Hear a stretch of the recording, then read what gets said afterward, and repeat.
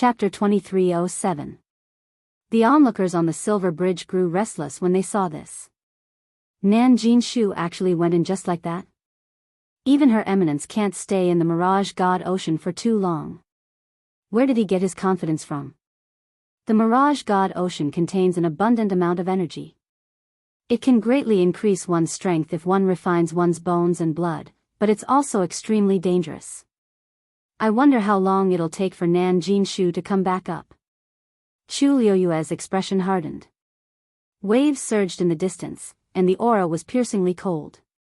Even though he was standing on the silver bridge, he could still clearly feel the terrifying power contained in the sea below.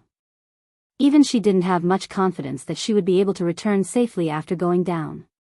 Nan Jinshu, she held her breath and focused. While keeping an eye on Nan Jinshu's situation, she also listened carefully to her surroundings. I wonder if Diwu Zhangze can sense the changes outside. She glanced out of the corner of her eye and saw that Mu Hongyu seemed to have entered a meditative state. Her brows were slightly furrowed, and her expression was calm. She was looking at the Mirage God Ocean. The noise on the silver bridge gradually dissipated. As time passed, the crowd gradually quieted down. Many people were curious about the Mirage God Ocean and wanted to go down to take a look, but none of them had made up their minds to do so. After all, everyone only had one life. Moreover, the seventh divine emissary had made it very clear that once they left the heaven gate, they would die regardless of whether they lived or died. When the time came, they wouldn't even have anyone to call for help. Thus, everyone waited in tacit understanding. It wouldn't be too late to make a decision after Nan Jinshu's situation cleared up. After a long while, nothing seemed out of the ordinary. Chu Luyue was a little disappointed and worried. I wonder how Diwu Zhangze is doing. Mu Hongyu, on the other hand, changed her position and looked in another direction. Chu Luyue didn't disturb her. Suddenly, the crowd became restless again. Chu Luyue instinctively turned around and saw two young men walking out of the heavenly gate one after another. These were two completely unfamiliar faces, but Chu Luyue could vaguely guess the other party's identity the moment she saw them. Judging from his noble aura, he was probably an oracle as well. Sure enough, some sharp-eyed people had already recognized the identities of these two people and hurriedly bowed. Greetings, 9th and 10th divine emissaries. Hearing this, the remaining people immediately bowed. Jiu Long and Shi Yan only nodded slightly. They didn't say anything and walked down. When he passed by Chu Luyue nodded slightly.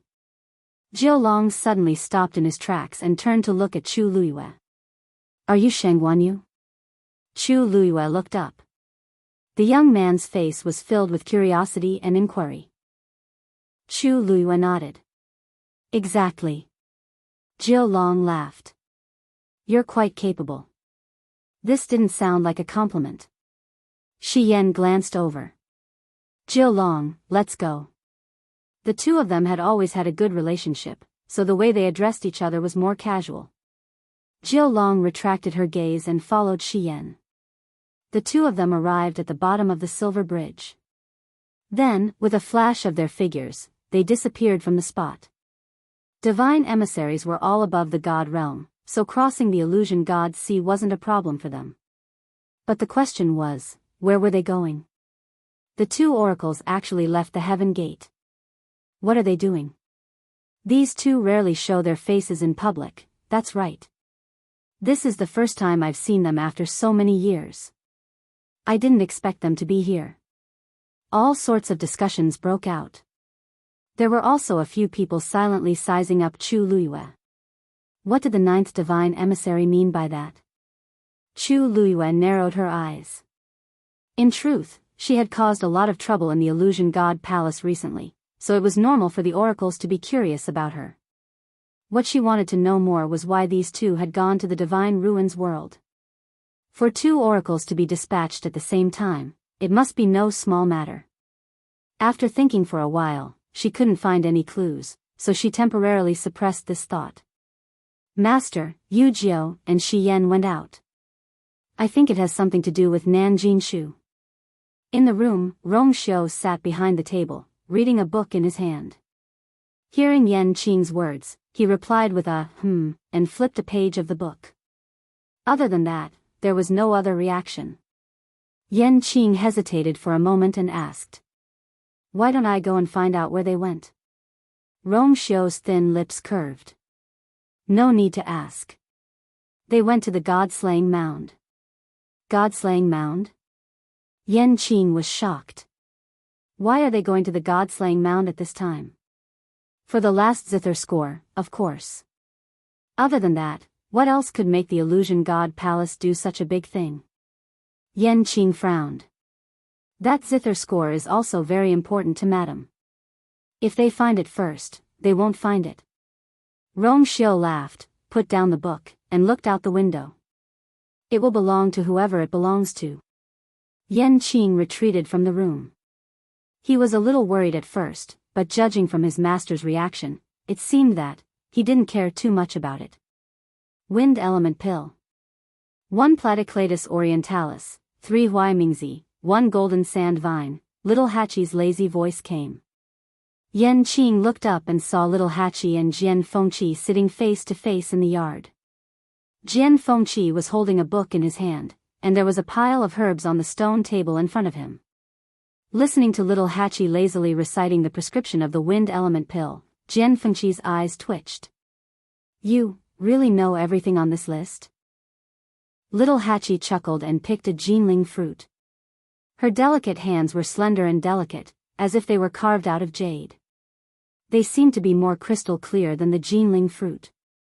She put the Jinling fruit into her mouth, and her voice was a little muffled. "I told you before, I've already broken through to the Supreme Doctor level, but you didn't believe me, TSK, this time he learned his lesson." Jian Fengqi suddenly felt a headache coming on. He closed the book in his hand and took a deep breath.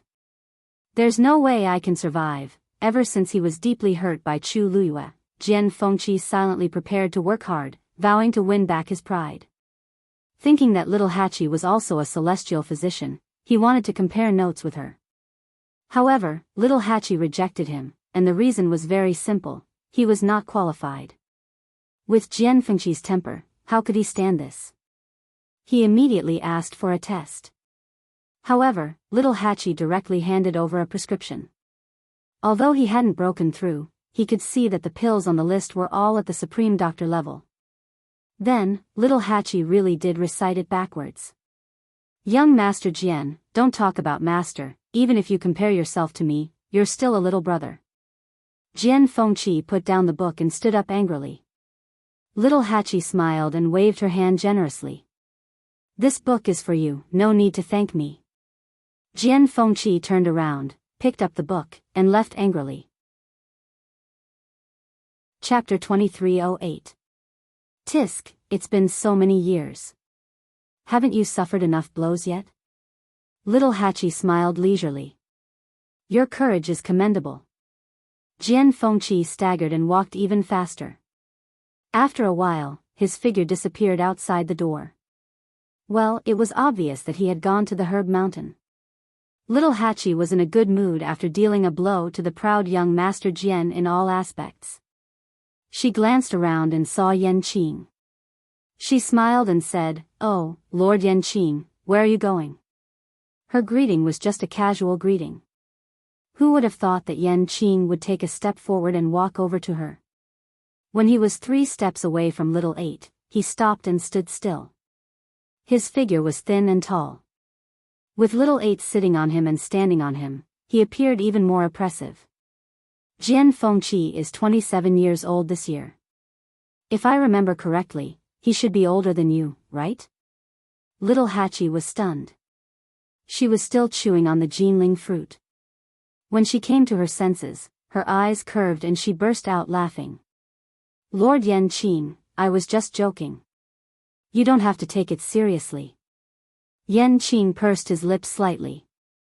Little Hachi blinked her beautiful eyes. She stood up and moved closer. The distance between the two of them was instantly shortened. "Lord Yan Qing." Little Hachi's cheeks were still puffed up. When she opened her mouth, a sweet fruity fragrance spread out. It was the taste of the Jinling fruit in her mouth. Yan Qing's eyes landed on her moist and plump red lips for a moment. Then, he quietly looked away. Little Hachi did not notice. She smiled and said, "You don't seem very happy." Yan Qing's voice was cold. "I've always been like this. I'm not happy or unhappy." Little Hachi snorted in her heart. Everyone had 7 emotions and 6 desires. This Lord Yan Qing seemed to be an exception. She turned around and smiled, the smoke swirling around her. "If young Master Jian can be my younger brother, then Lord Yan Qing can also be my elder brother. You see, your status is much higher than his." Yan Qing frowned. Little Hachi tilted her head. "Brother Yan Qing?"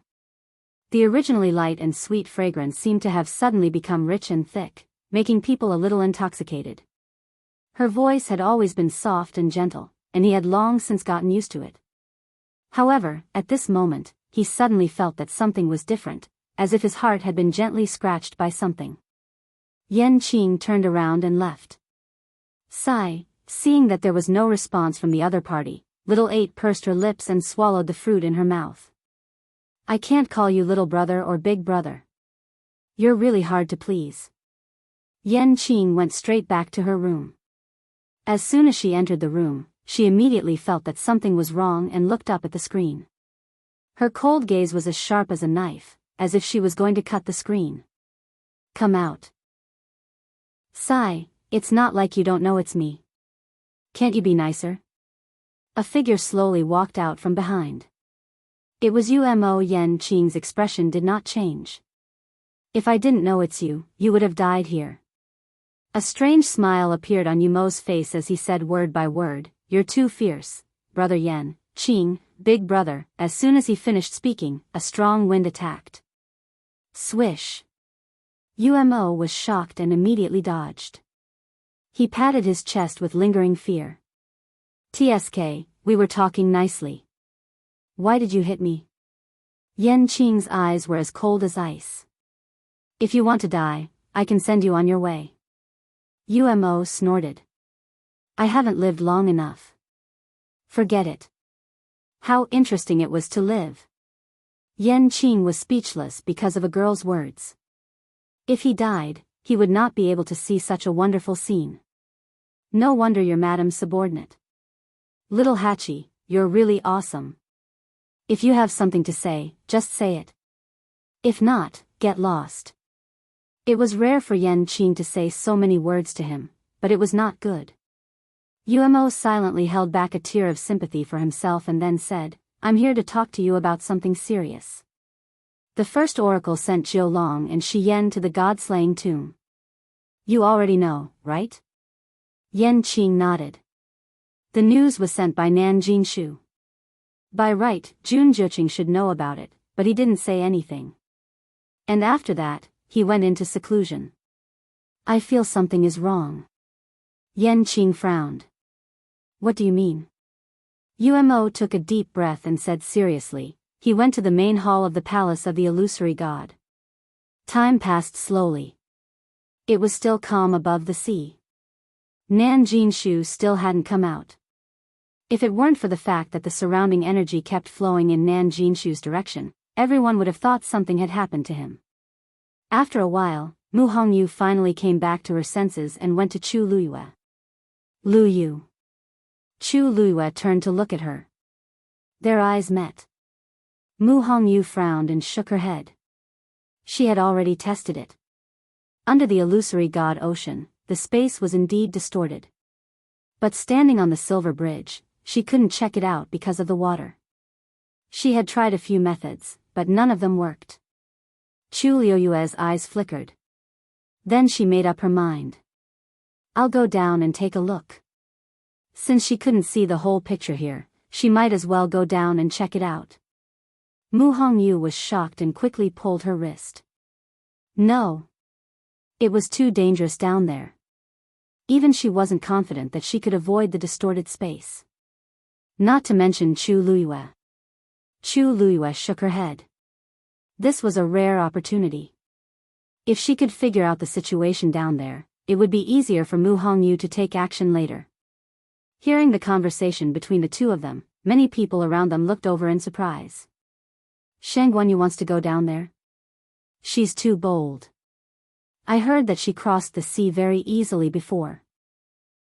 She even brought a few high gods with her. She must be quite confident, right? That's different from this. The illusory god ocean. She might not be able to come back up after going down. Besides, she doesn't have the first divine envoy's permission. Isn't she just digging her own grave? Let's just wait and see. If one had the first divine envoy's permission, they would have an extra layer of protection in the illusory god ocean. Wasn't Nan Jinshu the same? However, almost no one planned to go down like Chu Luiyue. A long time ago, there were people who tried to sneak into the illusory god ocean. In the end, all of them died and their souls were destroyed. That was why everyone was so afraid. Even though they were already standing on the silver bridge, they didn't dare to go down. Upon hearing that, Mu Hongyu gritted her teeth. I'll go with you. She might be able to help her a little. Chu Luiyue shook her head. It's better for you to wait here. After all, she could better spy on the changes and movements in the illusory god ocean. I'll be back soon. With that, Chu Luiyue patted her hand gently. Then, she tiptoed and headed in Nan Jinshu's direction. Chapter 2309. Chu Luiyue was very fast. The blue-black sea was surging, mysterious and unfathomable. The sea breeze carried a hint of coolness as it brushed past her face, lifting her hair and skirt. Thick energies intertwined, forming an enormous pressure that even made the space above the sea as difficult to traverse. Chu Luiyue's body flickered with a dazzling light. Whoosh! She summoned the star darkness sword and gripped it tightly in her hand. A faint golden light flickered, appearing especially bright and eye-catching in this dark sky and sea. The further she went, the heavier the pressure. The smell of blood gradually spread in the air. It was very faint, but it could not be ignored. Chu Luiyue's heart trembled. Suddenly, her footsteps paused as she stared ahead. A deep whirlpool had appeared on the surface of the sea not far away from her. The surrounding seawater flowed quietly without the slightest sound. If not for the fact that Chu Luiyue was standing very close, she probably would not have noticed it. Streams of incomparably vigorous power also surged downwards. A figure was faintly discernible. Chu Luiyue only needed a glance to recognize that person. It was Nan Jinshu. At this moment, there was a palm-sized seal floating quietly above his head. His entire body was suffused with a layer of faint red light, forming a natural barrier. Those fierce surges of energy collided with it and were silently swallowed without any sound. The power contained in that seal was powerful and noble, and clearly did not come from Nan Jinshu. That was the seal of the first divine emissary. Chu Luiyue's heart trembled as she moved closer, wanting to see it more clearly. She was very curious about this first divine emissary. After coming to the Illusion God Palace, she had seen several divine emissaries. But the most mysterious one was the first divine emissary. Even if she had not seen him, she could clearly feel that the first divine emissary's status was far higher than the other divine emissaries. Even the second divine emissary, Yu Qian, was the same. Moreover, he was in charge of the Illusion God Ocean. If she wanted to save Di Wuzhangzi, she had to find a way to get past the first divine emissary. However, after walking forward for a short distance, she felt an invisible force stopping her from going any further. Chu Luiyue frowned slightly. This aura. Why does it seem so familiar? He couldn't describe the specific feeling, but there was indeed an inexplicable sense of familiarity, as if he had seen it somewhere before. Chu Luiyue furrowed his brows and thought for a while, but to no avail. He could only put this idea aside for the time being. Nan Jinshu's aura kept growing stronger. Chu Luiyue hesitated for a moment before finally rushing into the illusionary god sea. In the lonely and quiet cage, Dugu Mabao suddenly opened his eyes and frowned. A moment later, a cloud of black fog condensed outside the cage. A hoarse and gloomy laugh came from inside. She actually went to the illusionary god Sea. It can be seen that she really cares about Di Wu. In order to save him, he didn't even hesitate to take such a risk. TSK, even if Di Wu dies this time, he should be able to rest in peace, right? Even though he was smiling, his tone was filled with hatred as he gnashed his teeth. Di Wu Zhangzi suddenly betrayed him back then. This debt had yet to be settled. Dugu Mabao's brows gradually relaxed, and he returned to his usual cold and indifferent appearance. Isn't it natural for her to go to the illusionary god Sea? Including Herb Mountain, Lightning Pool, Phoenix Cry Mountain, and even the illusionary god Palace, where can she not go? Of course, she can't go now. The person opposite him seemed to be infuriated, and his voice became shrill.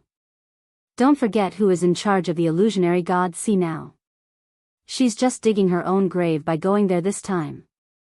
Dugu Mabao suddenly laughed and mocked. You don't even dare to kill me, let alone her. The person in the black fog suddenly fell silent. After a long while.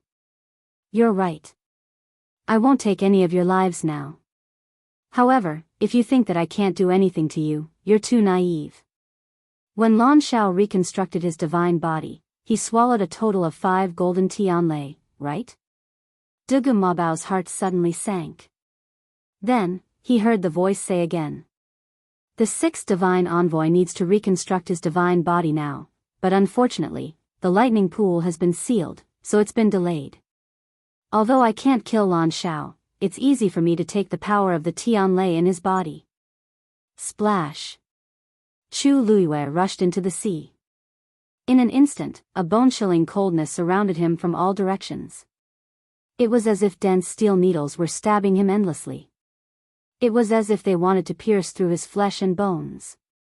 Chu Luiyue waved her hand lightly, and a beautiful transparent barrier surrounded her. With this barrier's protection, the bone-chilling coldness lessened significantly. She looked forward. She could see Nan Jinshu's figure more clearly here. The vortex continued to suck in the surrounding energy, and in the end, all of it poured into his head from the top of his head. He closed his eyes, clenched his fists, and frowned. He seemed to be in pain. The power of the seawater was enough to kill a high god on the spot. That was why even Her Eminence had to go through a lot of torture here. This was the result of him being protected by the seal. If Nan Jinshu came here himself, he wouldn't be any better than those high gods. A thin ray of light suddenly appeared in front of Chu Luiyue. The sea water surged, and the ray of light drifted over with the waves. Chu Luiyue suddenly felt a deep sense of unease.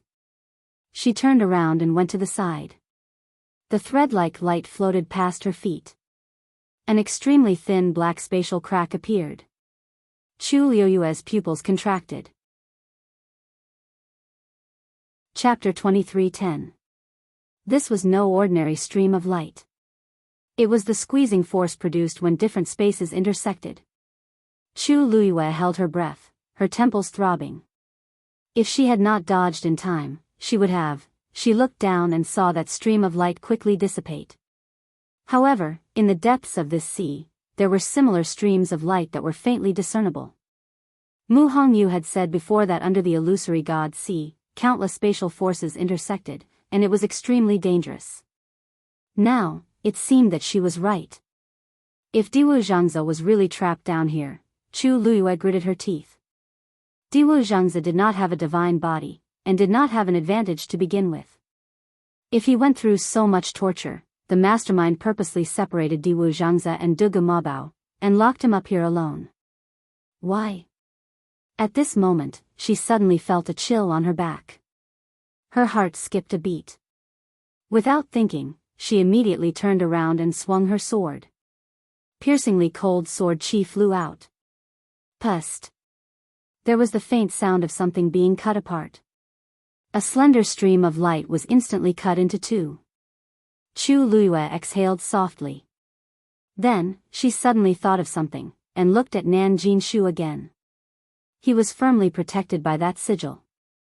Those strange streams of light all avoided him, and could not hurt him at all. No wonder, the first divine envoy's sigil was indeed interesting. Chu Luiyue had a thought and dove down. The further down she went, the more streams of light there were. They were like seaweed, drifting freely on the bottom of the sea, but they carried fatal lethality. Gradually, when they brushed past Chu Luiyue, she would feel a slight pain. Her divine body was almost unable to withstand the spatial power here. Chu Luiyue knew this very well. However, she did not stop. She did not even slow down. She held her sword in her hand, and as if she was cutting through brambles, she cut and dispersed all of them. After an unknown period of time, a ball of light finally appeared in her sight. All of the streams of light flew out from this place.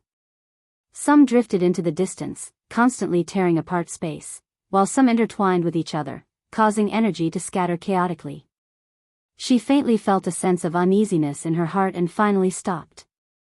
Within that ball of light, a figure was faintly discernible. Chu Luiyue stared intently. Of course, she wanted to go, but she knew very well that it was too dangerous. Just by standing there, she was already out of breath. If she were to move forward, suddenly, a strange fluctuation came from the interspatial ring on her finger. Chu Luiyue was stunned and subconsciously looked down. Suddenly, a stone rolled out from within. It gently floated down. Chu Luiyue immediately stretched out his hand to grab it, but the rock easily dodged and then ran down at an even faster speed. Just as Chu Luiyue was filled with doubts, a stream of light flew over and was about to cut the stone. Chu Luiyue frowned. Although she didn't mean to bring these stones back, after a long time, she still had some feelings for them. Especially since these stones had helped her a lot in the past and saved her from danger several times. Naturally, she couldn't bear to part with them. Just as she was about to make a move, a scene suddenly happened in front of her, causing her to pause. She saw that the stones suddenly emitted a warm orange light. That was the god domain inside. This god domain completely enveloped the stone. Then, that silver thread-like stream of light flew over and automatically wrapped around the stone, merging into the god domain. Chu Luiyue was shocked and almost suspected that she had seen wrongly. She closed her eyes and looked again. The scene in front of her had not changed at all. The stone floated silently in the air, easily neutralizing the ferocious energy contained in the streak of light. At first glance, it looked like a thin thread tied to the stone. Since the stone did not move, the thread could only float gently on the spot. Chu Luiyue blinked. Is this stabilizing that small space? Just as she was filled with shock, a second stone rolled out of the universe ring. Just like the previous one, this one ran to another location. After wrapping around a stream of light, it stayed there quietly. Chu Luiyue almost immediately felt that the chaotic and heavy pressure around her had lessened a little. Although it was very subtle, it was indeed there. Just as she was stunned, more and more stones ran out and spread out in all directions. At this moment, Mu Hongyu was standing on the silver bridge and waiting anxiously. She stared in the direction where Chu Luiyue had disappeared. Her hands were clasped together, and her heart was hanging high. Lu Yu had already gone down for a while. Why was there no movement at all? Gradually, all kinds of discussions could be heard around her. It's been so long, but Shang Guanyu still hasn't returned. Could something have happened to her? I don't think so. I heard that she has a few trump cards on her. Other things aside, she should have no problem staying alive. That's hard to say. It's risky to enter the Mirage God Ocean without the first divine envoy's permission. Mu Hongyu frowned. At this moment, she was suddenly shocked. She looked at the sea in the distance, and a trace of disbelief flashed across her eyes. The countless intersecting spaces under the sea seemed to be gradually stabilizing.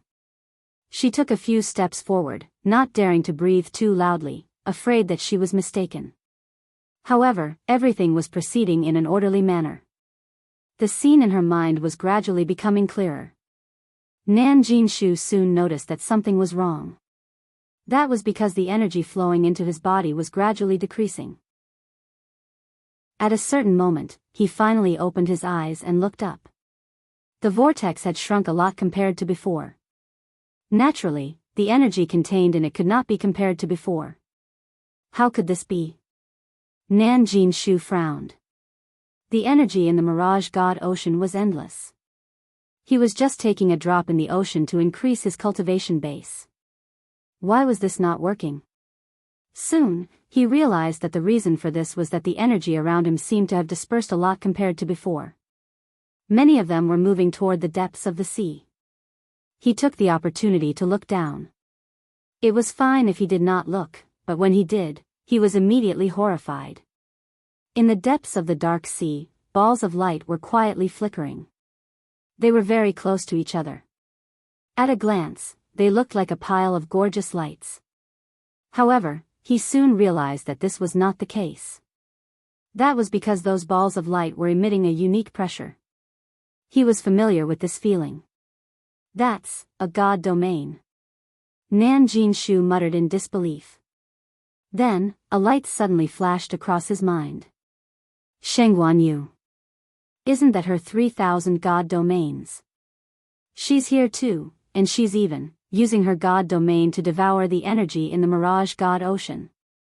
Digression, an ink-stained February floated by. Fifth update, around 7 a.m. Chapter 23:11. Chu Luiyue crossed her arms and looked at the balls of gorgeous god territory floating in front of her. She rubbed her glabella as if she had a headache. It shouldn't have been like this. She just wanted to check out the situation first so that Mu Hongyu could rescue Diwu Zhangzi after she broke through to the Mahayana realm. She didn't expect to cause such a big commotion. She wanted to try to stop them, but she soon realized it was useless. These stones were sometimes obedient and sometimes disobedient. If they really made a scene, she couldn't do anything about it. Then, it became like this. The countless intersecting spaces under the illusionary god ocean were almost all frozen. There was no longer that oppressive aura around. In short, it was very stable. Unfortunately, there was a barrier at the bottom that trapped Diwu Zhangzi. She tried to get closer, but she couldn't. It was also the only area that the 3,000 god territories hadn't touched yet. As for the other places around, Chu Luiyue could even feel the slightest ripple in her surroundings. Shengguan Yu. Nan Jinshu's voice came from above, sounding flustered and exasperated. Chu Luiyue looked up and waved her hand. Patriarch Nan, what a coincidence. Nan Jinshu's breath was stuck in his chest. Coincidence? Who's so coincidental with you? Why are you here? Nan Jinshu came to Chu Luiyue and questioned her coldly. Chu Luiyue smiled. If Patriarch Nan can be here, why can't I? Nan Jinshu snorted. I came with the permission of the first divine envoy. Of course, I'm different from you. You barged in here and used your god territory to forcibly take away the power that originally belonged to me. Shengguan Yu, you've gone too far. If they were in the Divine Ruins realm, Nan Jinshu wouldn't have the confidence and courage to speak to Chu Luiyue like this. After all, the entire Nan family was almost destroyed by Chu Luiyue. He was deeply afraid and traumatized by her. But this was the illusionary god ocean. How could someone like her, who didn't have a bloodline totem, be compared to him? Nan Jinshu's plan had been going well, and everything had been going smoothly. Of course, he was upset that someone had interrupted him halfway. Therefore, he spoke very harshly. Chu Luiyue raised her brows slightly, and her gaze quickly swept past the seal in his hands before she smiled lightly. Nan family head, I really didn't mean it. How could I have thought that Nan family head, you actually couldn't even snatch a pile of stones? Nan Jinshu choked and almost spat out a mouthful of blood. How is this a pile of rocks? These were clearly deity domains. Furthermore, these divine territories were all under her control. How could she possibly escape responsibility? Chu Luiyue turned around and waved at a rock not far away. All right, time to go back. The rock retreated, and the light around it became even more resplendent. At the same time, it began to devour the surrounding power at an even more astonishing rate. Chu Luiyue sighed and shrugged at Nan Jinshu. Nan family head, you saw it too. They really didn't listen to me. If she had a choice, she wouldn't have made such a big deal out of it. Nan Jinshu's eyes twitched violently. For a moment, he felt deeply humiliated. However, Chu Liuyue's expression was so sincere that he couldn't think of anything to refute her. Only then did he realize that the space here seemed to be under Chu Liuyue's control. It was no longer a threat to her. The illusionary god ocean, wasn't the illusionary god ocean extremely dangerous? Why was it suddenly different when it came to Chu Liyue? He had relied on the first divine envoy's seal to barely protect himself. What about her? She relied on these rocks? Nan Jinshu couldn't help but look at the seal in his hand. He suddenly felt that all his previous plans were a joke. As long as Chu Liyue was here, he wouldn't be able to continue cultivating. He gritted his teeth and said, "The first divine envoy will know. The first divine envoy will definitely find out what you've done. Let's see how you explain yourself then." Chu Liyue nodded in agreement. "That's great. I'd like to meet him too." Nan Jinshu's chest tightened. He felt that if he continued talking to Chu Liyue, he would die of anger first. Nan Jinshu turned to leave when he realized that he couldn't get an explanation. He wanted to see how the first divine envoy would punish her. "Wait." Chu Liyue suddenly called out to him. "Nan family head, there's something I don't understand. Can you explain it to me?" Nan Jinshu said impatiently without turning his head. "Go ahead and find out what you want to know. You're very capable anyway, aren't you?" But the next moment, Chu Liyue's figure moved, and she appeared in front of him, blocking his path. "Nan family head, why are you in such a hurry to leave? It doesn't matter if you leave earlier or later. It won't affect your cultivation too much," Chu Liyue said with a smile. Nan Jinshu's lips moved, but when he saw the Star Spectre sword appear in her hand, he swallowed his words and changed the topic. "What do you want to know?" Chu Liyue's lips curled up. "It's not a big deal. I'm just curious. Where did you get this seal?" Nan Jinshu was stunned. He said coldly, "The first divine envoy gave it to me personally, of course." "That's right. Why would he give it to you?" Chu Liyue nodded and took another step forward. The divine envoys have asked to meet him many times, but the first divine envoy has refused to meet him. However, Nan family head, you're very capable. Not only did you meet him, you even got this seal. I've been curious about this. Please tell me more about it." Nan Jinshu's eyes widened. "What did you say? Shangguanyu, what are you dreaming about? Why should I tell you?" This was the biggest secret of the Nan family and Family E. It also involved the palace of the illusory god. How could he tell Chu Liyue? Chu Liyue smiled kindly. "I'm just a little curious. Why won't you tell me?" Nan Jinshu ignored her and was about to leave. Whoosh! A piercingly cold sword chi pierced over, brushing past the top of his head. Nan Jinshu's movements suddenly froze as a chill ran down his spine. At this moment, he clearly realized that it was extremely easy for Chu Liyue to kill him if she wanted to. "Shangguanyu, don't you dare!" Swoosh! A cold blade was pressed against his neck. Chu Liyue chuckled. "Do you think I'd dare?" Nan Jinshu's body tensed. He swallowed hard and sneered. "It's good that you know. It's related to you anyway." Chu Liyue was stunned. Then, she heard Nan Jinshu say word by word. "You have the first two pieces of music scores. You're quite capable. Unfortunately, you won't get the last one no matter what." Chu Liyue was shocked. Nan Jinshu knew where the third piece of music score was. "Where is the third one?" she asked coldly.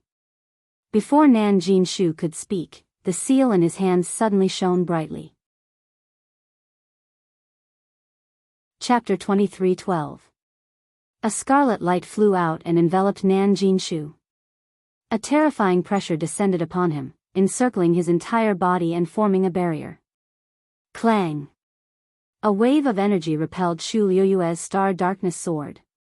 Chu Liyue was shocked and quickly retreated. However, the Star Darkness sword couldn't completely avoid the attack. The sword trembled, almost numbing Chu Liyue's hand. Did the first divine emissary attack? Chu Liyue frowned. He suppressed the surging aura in his chest and looked at Nan Jinshu. Nan Jinshu was overjoyed. First divine emissary. The seal flew out of his hand and floated in the air. An endless amount of pressure and power spread out from it. Chu Liyue narrowed his eyes. The seal contained the first divine emissary's aura. No wonder Nan Jinshu was so confident. First divine emissary. Did you see that? This Shangguanyu is extremely bold. Not only did she barge into the illusionary god sea, but she also turned this place upside down. She even forced me to tell her the whereabouts of the third zither score. Nan Jinshu was excited. He felt like he had found a savior and hurriedly told him everything that Chu Liyue had done. She's so bold and arrogant. She doesn't care about you at all. She doesn't respect the illusionary god palace at all. First divine emissary, you must punish her severely as a warning to others. Nan Jinshu couldn't be blamed for being so angry. After all, a sword was pressed against his neck just a moment ago. His life was hanging by a thread. Now that he finally had a chance to counterattack, he naturally wouldn't let it go. He wanted nothing more than to ask the first divine emissary to kill Chu Liyue personally. However, in the next moment, a cold and deep voice rang out from the talisman, causing Nan Jinshu to be stunned. Nan Jinshu, what did you say to her just now? Every word was cold and deep, like an interrogation. His tone was filled with undisguised anger. Nan Jinshu was stunned. What did he say just now? No, he told Chu Liyue about the third score. His entire body was covered in cold sweat. First messenger, I didn't do it on purpose. Shangguanyu has been forcing me. This matter was extremely confidential, which was why the first divine emissary was willing to meet him and gave him the qualifications to cultivate in the illusionary god sea. If it was any other day, Nan Jinshu wouldn't have mentioned it so casually. But just now, Chu Liyue's sword was on his neck. He was angry and scared. In a moment of impulse, he actually blurted it out. He didn't expect the first oracle to know about it. Chu Liyue narrowed his eyes when he heard the voice. This voice was very unfamiliar, but the tone. It was strangely familiar. He felt like he had heard it somewhere before. Nanjin Shusheng was afraid that he would be punished. He quickly shifted the blame to Chu Liyue. First divine emissary, if she hadn't forced me, I wouldn't have said these things. Furthermore, the first two pieces of music are indeed with her. She had broken so many taboos. Just this alone should be enough to punish her, right? However, the first divine emissary didn't seem to listen to Nan Jinshu. Both of you, leave the illusionary god sea immediately. From now on, you are not allowed to come back. Nan Jinshu was stunned. First divine emissary, what do you mean? He didn't mind. He had made a mistake and should be punished. But, what about Chu Liyue? First divine emissary, before he could finish his sentence, the first divine emissary's voice came from the talisman again. Nan Jinshu, do you have any objections? His voice was very soft, but it made Nan Jinshu shiver. He hurriedly said, I wouldn't dare. No matter how unhappy he was with this result, he knew that he couldn't show it. Wasn't going against the first divine emissary suicidal? No matter how much Nan Jinshu hated Chu Liyue and how much he wanted her to die here, he still had a brain. The first divine emissary clearly didn't intend to kill her. Other than chasing her out of the illusionary god sea, there wasn't any other punishment. Perhaps it was because he was afraid of the two scores? After all, the talisman had already recognized her as its master. It wasn't feasible to take it by force. Nan Jinshu thought about it and felt that this was the only answer. He suppressed the surging emotions in his heart and cupped his fists. Jinshu will leave now. After that, he gave Chu Luiyue a deep look before heading up to the sea. However, the talisman didn't leave with him. It just hung there quietly. It was only a few steps away from Chu Luiyue. Chu Luiyue stared at the talisman and suddenly asked. First Divine Emissary, have we met before? The talisman didn't answer. Several rays of red light swirled around, stirring up waves. Swoosh! The scattered stones finally returned to Chu Luiyue. Chu Luiyue had a thought and put them all back into her universe ring. Then, the talisman quietly dissipated. It transformed into a crimson light that covered everything below. Chu Luiyue's eyes narrowed. This red light was exactly the same as the Red Moon Desert. She clenched her fists and finally turned to leave. Splash! The sound of water splashing attracted the attention of the people on the silver bridge. Countless pairs of eyes immediately gathered in that direction. They saw a figure rushing out of the water and heading in their direction. Nan Jinshu? Why is he the one coming out? Isn't he supposed to cultivate in the illusionary god sea? It hasn't even been a day. Is it over? His expression doesn't look right. After Nan Jinshu came out, he was shocked to see so many people gathered on the silver bridge. Those gazes made him extremely embarrassed. However, he couldn't go back now. He could only brace himself and go forward. Soon, he arrived on the silver bridge as well. The moment his feet touched the ground, he didn't stop and immediately headed toward the heavenly gate above him. There was no expression on his face. He exuded a dangerous and cold aura that kept people at arm's length. Anyone with eyes could see that he was in an extremely bad mood at this moment. The people around him quieted down. However, not everyone was wary of him. For example, Mu Hongyu. She quickly arrived in front of Nan Jinshu and stopped him. Nan Jinshu, where's Lu Yu? Nan Jinshu knew who she was talking about.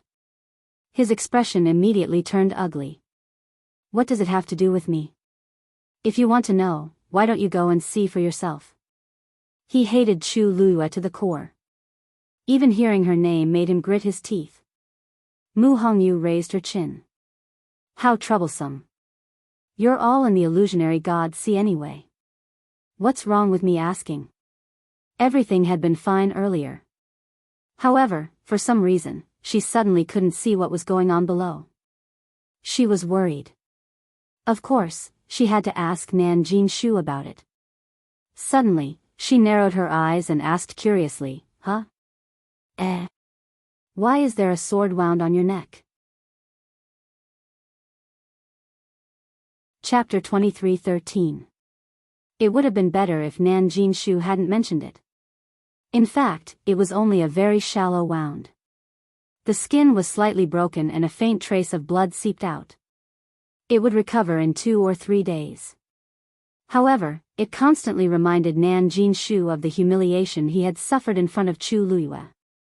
He raised his hand to touch his neck and snorted coldly. If you don't want any trouble, you'd better leave now. Otherwise, I can't guarantee that there won't be more injuries on your body. He was clearly threatening Nan Jinshu. He couldn't defeat Chu Luiyue, but it wouldn't be a problem for him to deal with Mu Hongyu, who was only a high god. However, Mu Hongyu didn't care at all. Mu Hongyu blinked when she saw the man's angry expression. Patriarch Nan, why are you so angry? Could it be that Lu Yu is the one who gave you this injury? You! Nan Jinshu was even more furious. He waved his hand and formed a sharp blade with his divine power. It went straight for Mu Hongyu. The two of them were only a step away from each other. Even an honorable god of the same level might not be able to dodge his sudden attack in time, let alone a high god. Swish! The sharp blade pierced through Mu Hongyu's chest. The crowd exclaimed. However, the next moment, they saw that Mu Hongyu had disappeared. That was clearly just her afterimage. Nan Jinshu's heart had just been filled with joy when he saw this scene and was taken aback. Then, a hand gently patted his shoulder from behind. Patriarch Nan, you're not strong enough. Nan Jinshu's hair stood on end. He immediately turned around. Mu Hongyu was standing behind him with a smile. How did you? Before he could ask, Mu Hongyu threw a punch. It landed on Nan Jinshu's face. Bang! With a dull thud, Nan Jinshu felt dizzy and stumbled a few steps back, almost falling to the ground. When Mu Hongyu threw this punch, it affected the power of the surrounding space and created a great pressure on Nan Jinshu. That was why he was able to catch Nan Jinshu off guard so easily. Nan Jinshu felt a dull pain all over his face. Something was flowing out from his nose and the corner of his mouth. He wiped it off and looked down. The blood was thick and red. His hands began to tremble slightly. The surrounding onlookers revealed strange expressions when they saw this. What was going on? Wasn't Mu Hongyu a high deity?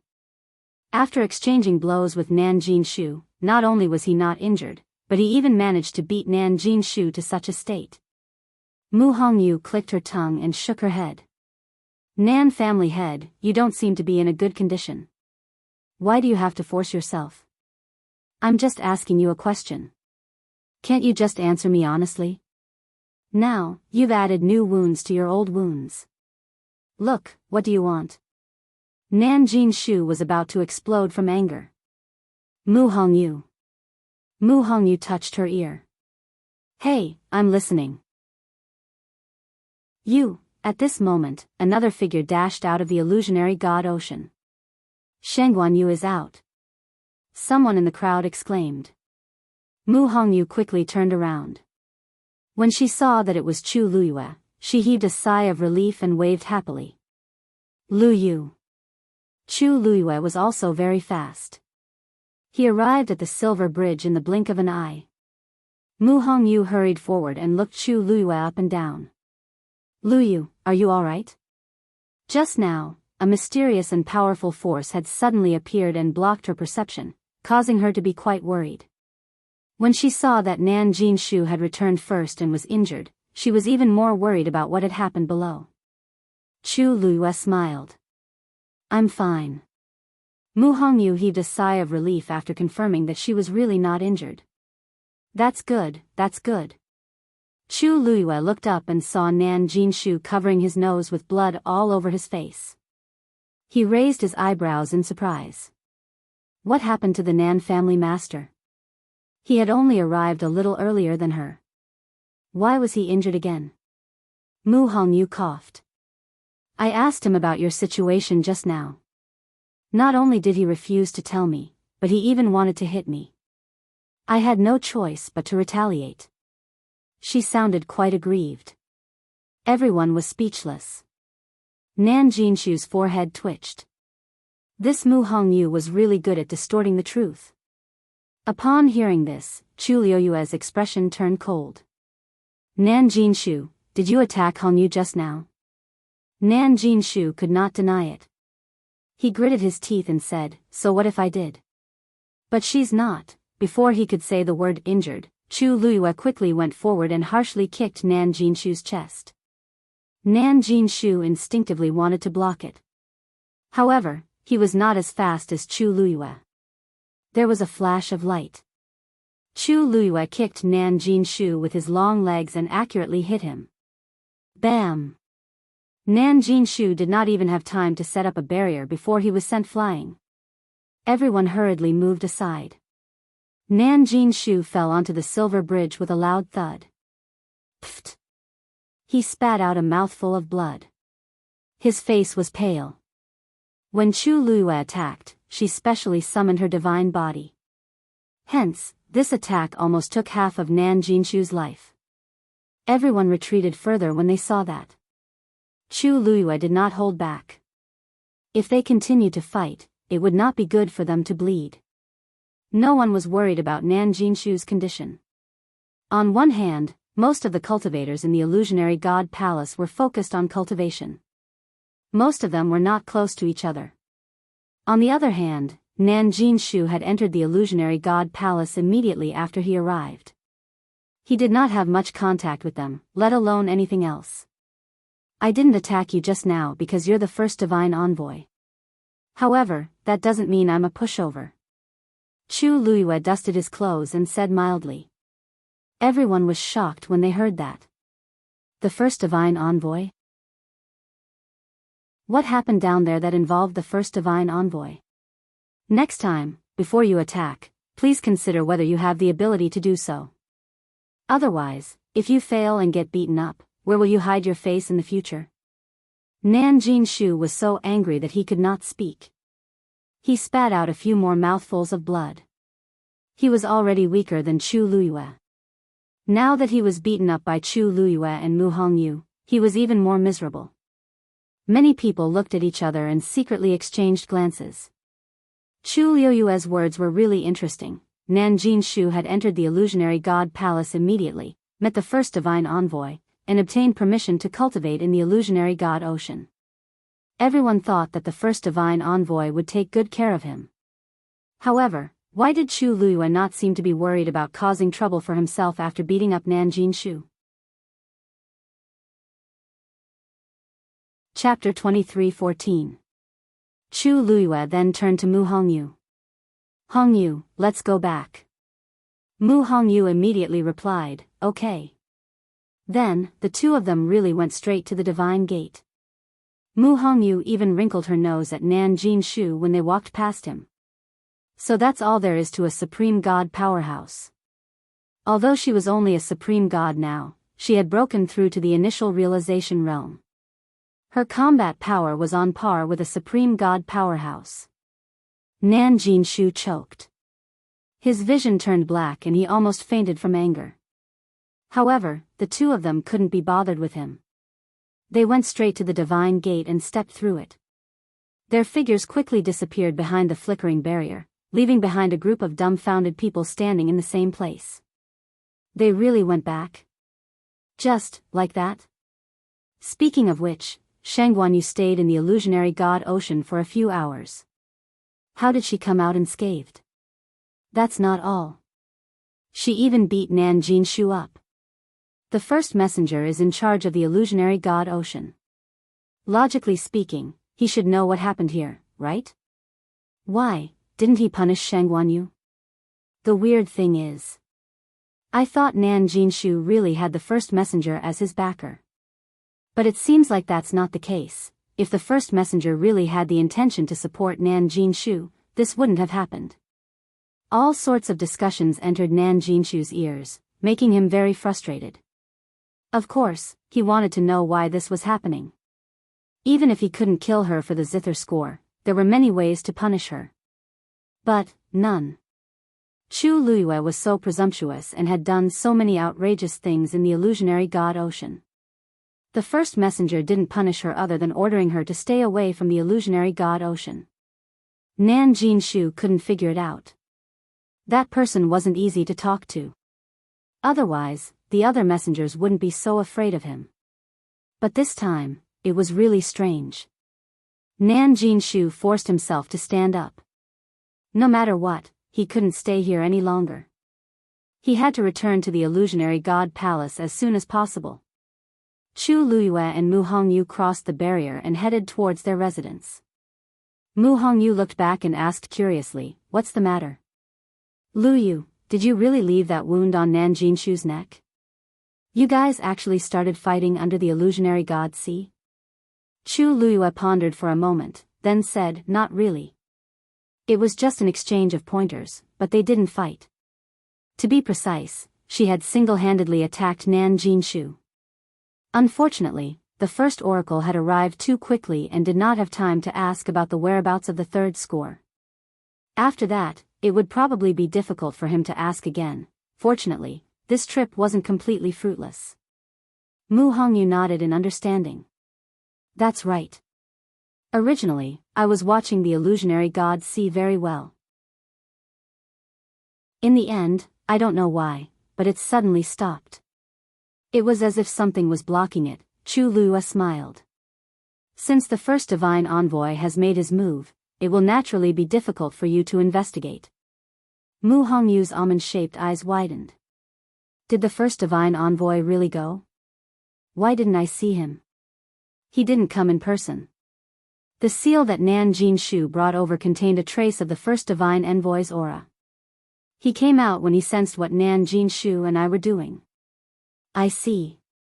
I knew that the power was very strong. Mu Hongyu finally figured out this problem and understood a lot more.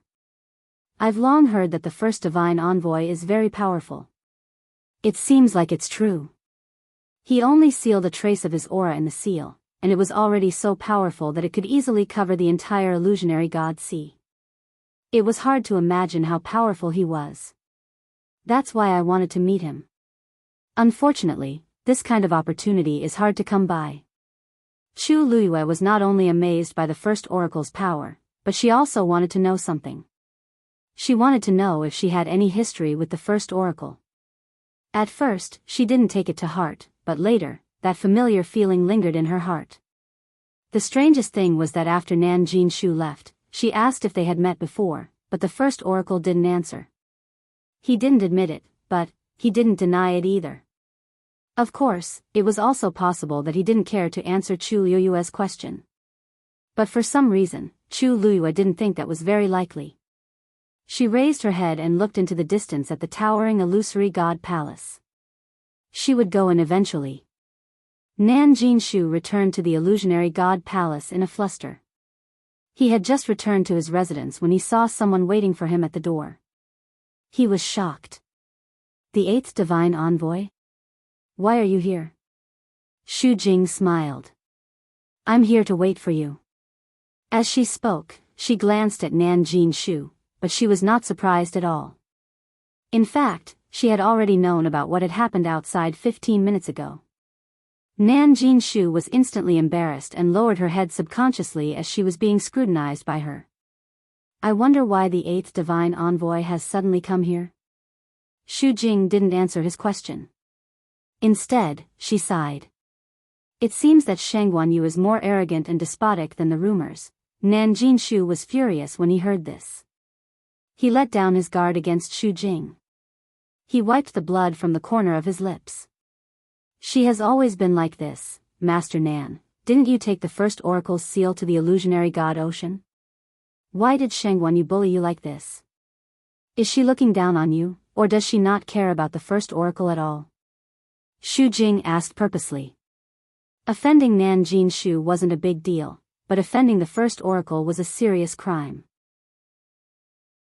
She thought that Nan Jinshu would be furious and would complain to the first divine emissary. However, Nan Jinshu's expression changed several times before he finally said, "Don't worry, Mississippi."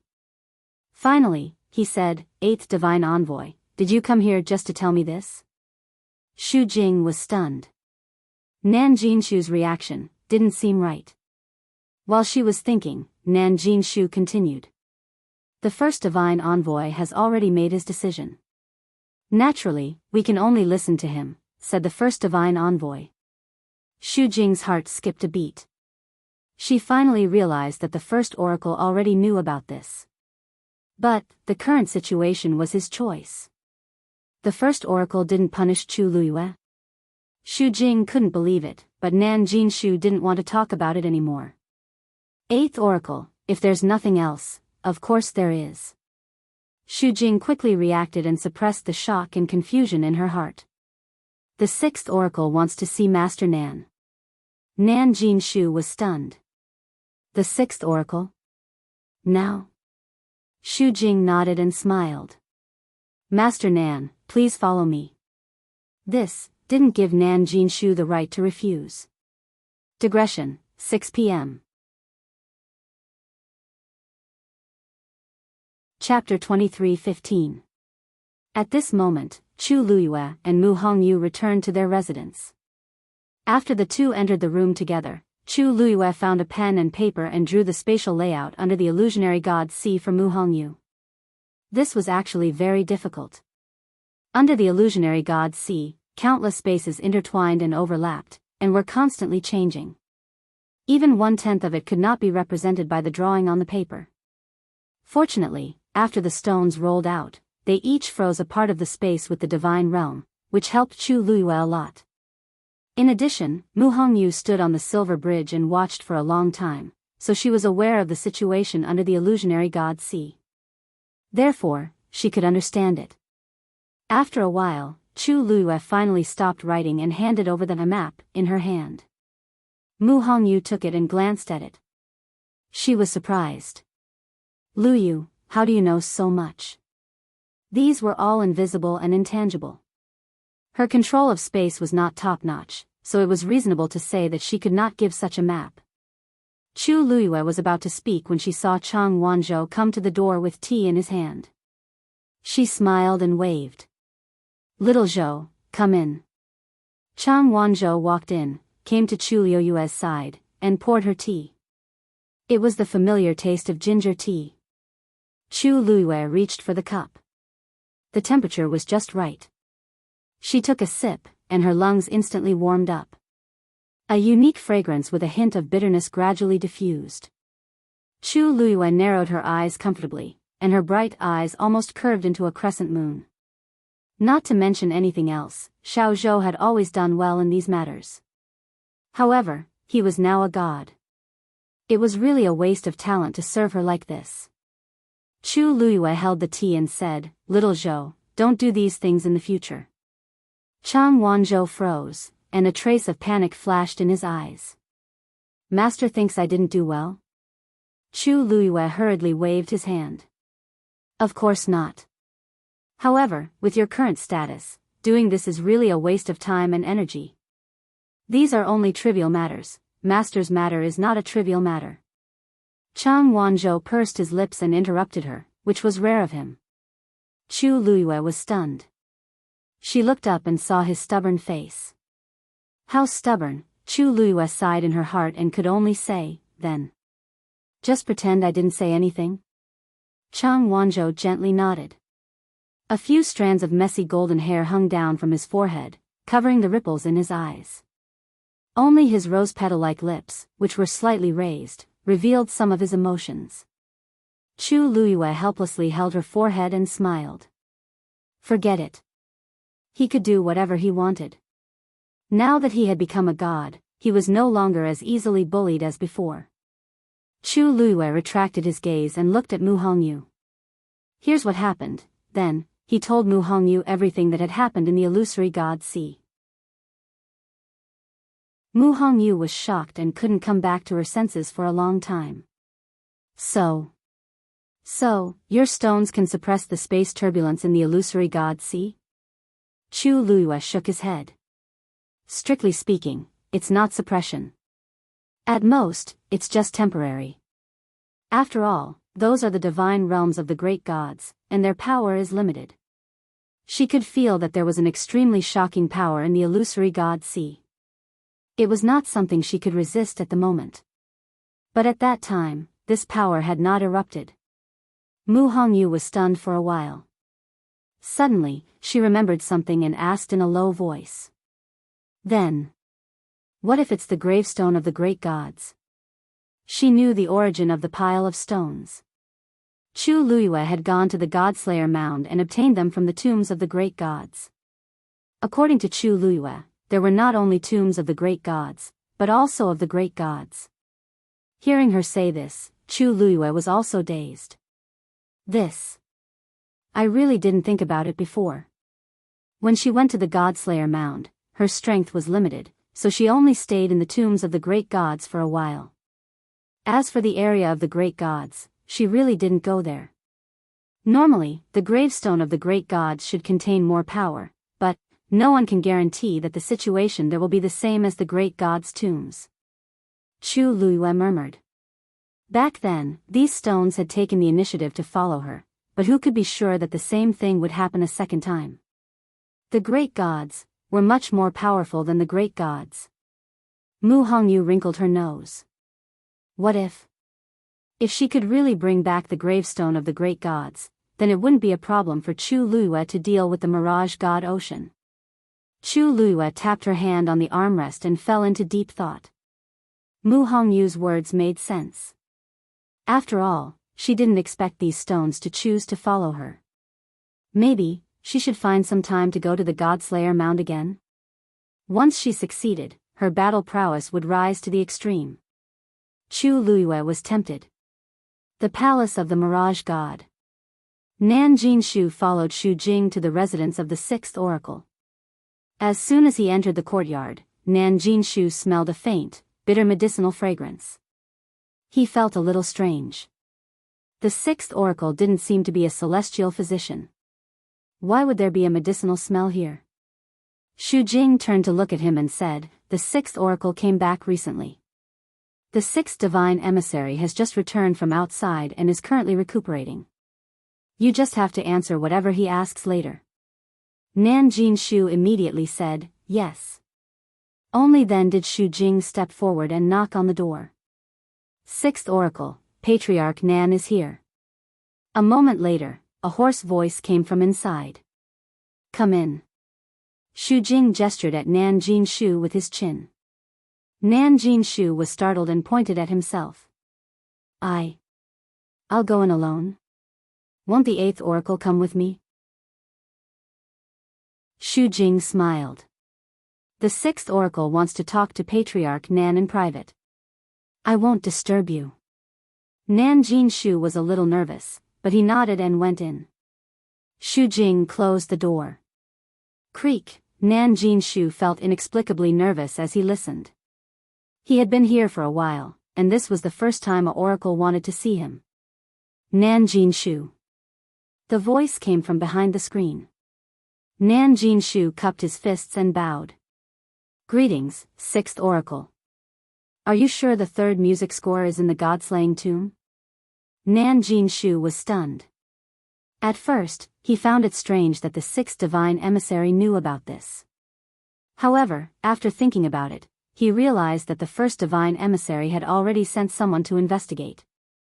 He nodded. "Yes. Did you tell Sheng Wenyu about this?" "Of course not." Nan Jinshu said hurriedly. "This is a serious matter. How would I dare to tell her about it?" "That's good. As long as you know what you're doing. Besides, I heard that she went to the illusionary god Ocean without permission." "Yes. This woman is very daring. Did the first oracle know about this?" Chapter 23:16. Nan Jinshu paused and said hesitantly. "This counts, but it doesn't. At that time, I brought the seal of the first divine envoy to the illusionary god Sea. When I clashed with Sheng Wenyu, the aura of the first divine envoy gushed out from the seal and chased us out of the illusionary god Sea. The first oracle didn't show up." "No." Nan Jinshu was puzzled. "The first oracle is in charge of the illusionary god Sea. Even if he doesn't show up personally, he can easily find out everything that happens in the illusionary god Sea. Besides, such a small matter shouldn't require the first oracle to make a move, right? Actually, this matter might be a big deal to him and Chu Luiyue, but it was definitely nothing to the first oracle. The illusionary god Sea was boundless and vast. At most, the two of them were just messing around. Why would the first oracle make a special trip for this matter? Just the seal alone was enough to solve the problem. "When you went to meet the first oracle, did you see him in person?" the sixth oracle suddenly asked. Nan Jinshu hesitated. No. Outsiders thought that he had entered the courtyard and must have seen the first oracle. But in reality, he had just stood outside the door and said a few words. He didn't even see that person's shadow. He didn't dare to hide anything in front of the sixth oracle. As expected. The sixth oracle murmured as if he had expected this, but he also seemed a little unwilling. Nan Jinshu almost thought that he was hallucinating. Why did it sound like the sixth oracle wanted the first oracle to appear personally? And he seemed to have expected that the first oracle wouldn't meet him? "You said that the first oracle came out to stop the two of you as soon as the conflict broke out?" "Yes." Nan Jinshu described the situation at that time. Of course, he added some details, but he didn't know that Immerse was completely uninterested behind the screen. What he wanted to know was the first oracle's attitude towards Chu Luiyue. What kind of place is the illusionary god sea? In the past 10,000 years, 90% of the cultivators who trespassed there died and were buried at the bottom of the sea. As for the remaining 10%, even if they were lucky enough to escape, they would inevitably be severely punished. Even if they didn't die, they would be half dead. However, when it comes to her, it's different. He sneered coldly with a hint of mockery. Nan Jinshu felt a little uncomfortable when he heard this voice. But at this time, he didn't have time to think about this. His focus was the same as the 6 divine envoys. 6th divine envoy, do you also find this matter strange? I originally thought that the first god's emissary wouldn't let Shangguan Yu off the hook so easily, but who would have thought that he wouldn't be punished at all? What do you think the first oracle is thinking? The thoughts of the first divine envoy are not something that we can guess. This, Nan Jinshu frowned.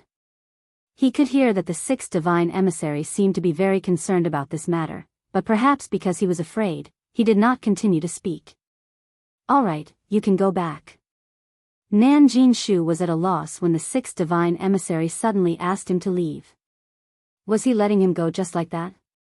Could it be that the 6th emissary had asked him to come here just to ask about this? But, the 6th divine envoy, get out. That voice carried an unquestionable pressure. Nan Jinshu's heart skipped a beat. He didn't dare to ask any more questions and quickly retreated. Mu Hongyu left with the map that Chu Luiyue had drawn. She still needed to go back and take a closer look at the situation below the illusionary god ocean. Also, she had to break through to the Mahayana realm as soon as possible.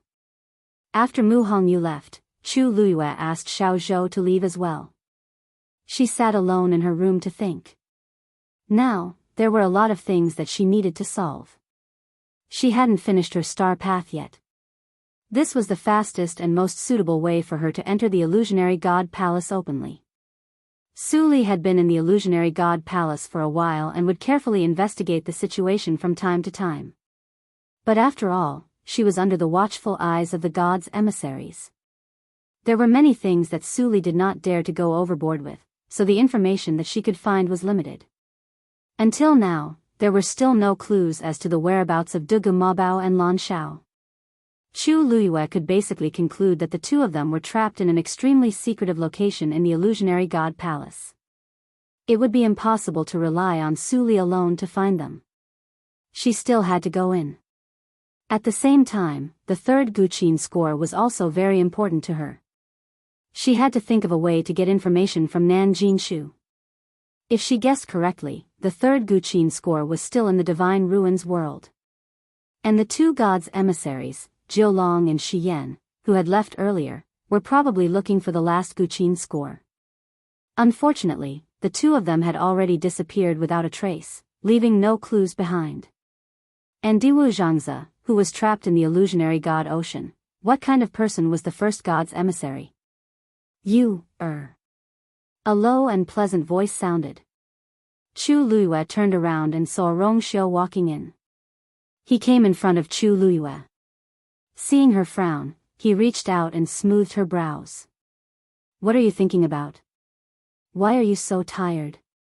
Chu Luiyue held his hand and rubbed her face against the back of his hand. It's still those. Rong Xiu smiled and hugged her. He leaned over and kissed her hair. Tell me about it. Miss Shangguan. I have something to do. Zhao, who had just walked to the door, was originally smiling. But when he saw the cold and noble figure hugging Chu Luiyue in the room, he was shocked and stunned. Why was she here? Chapter 23:17. The most important thing was that he seemed to have come at the wrong time.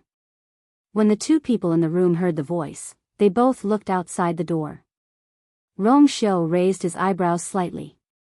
This is... Ming's heart trembled violently. He originally wanted to run away, but it was obviously too late now. If he wanted to go in, he really couldn't move his legs. Chu Luiyue raised the corners of his lips slightly.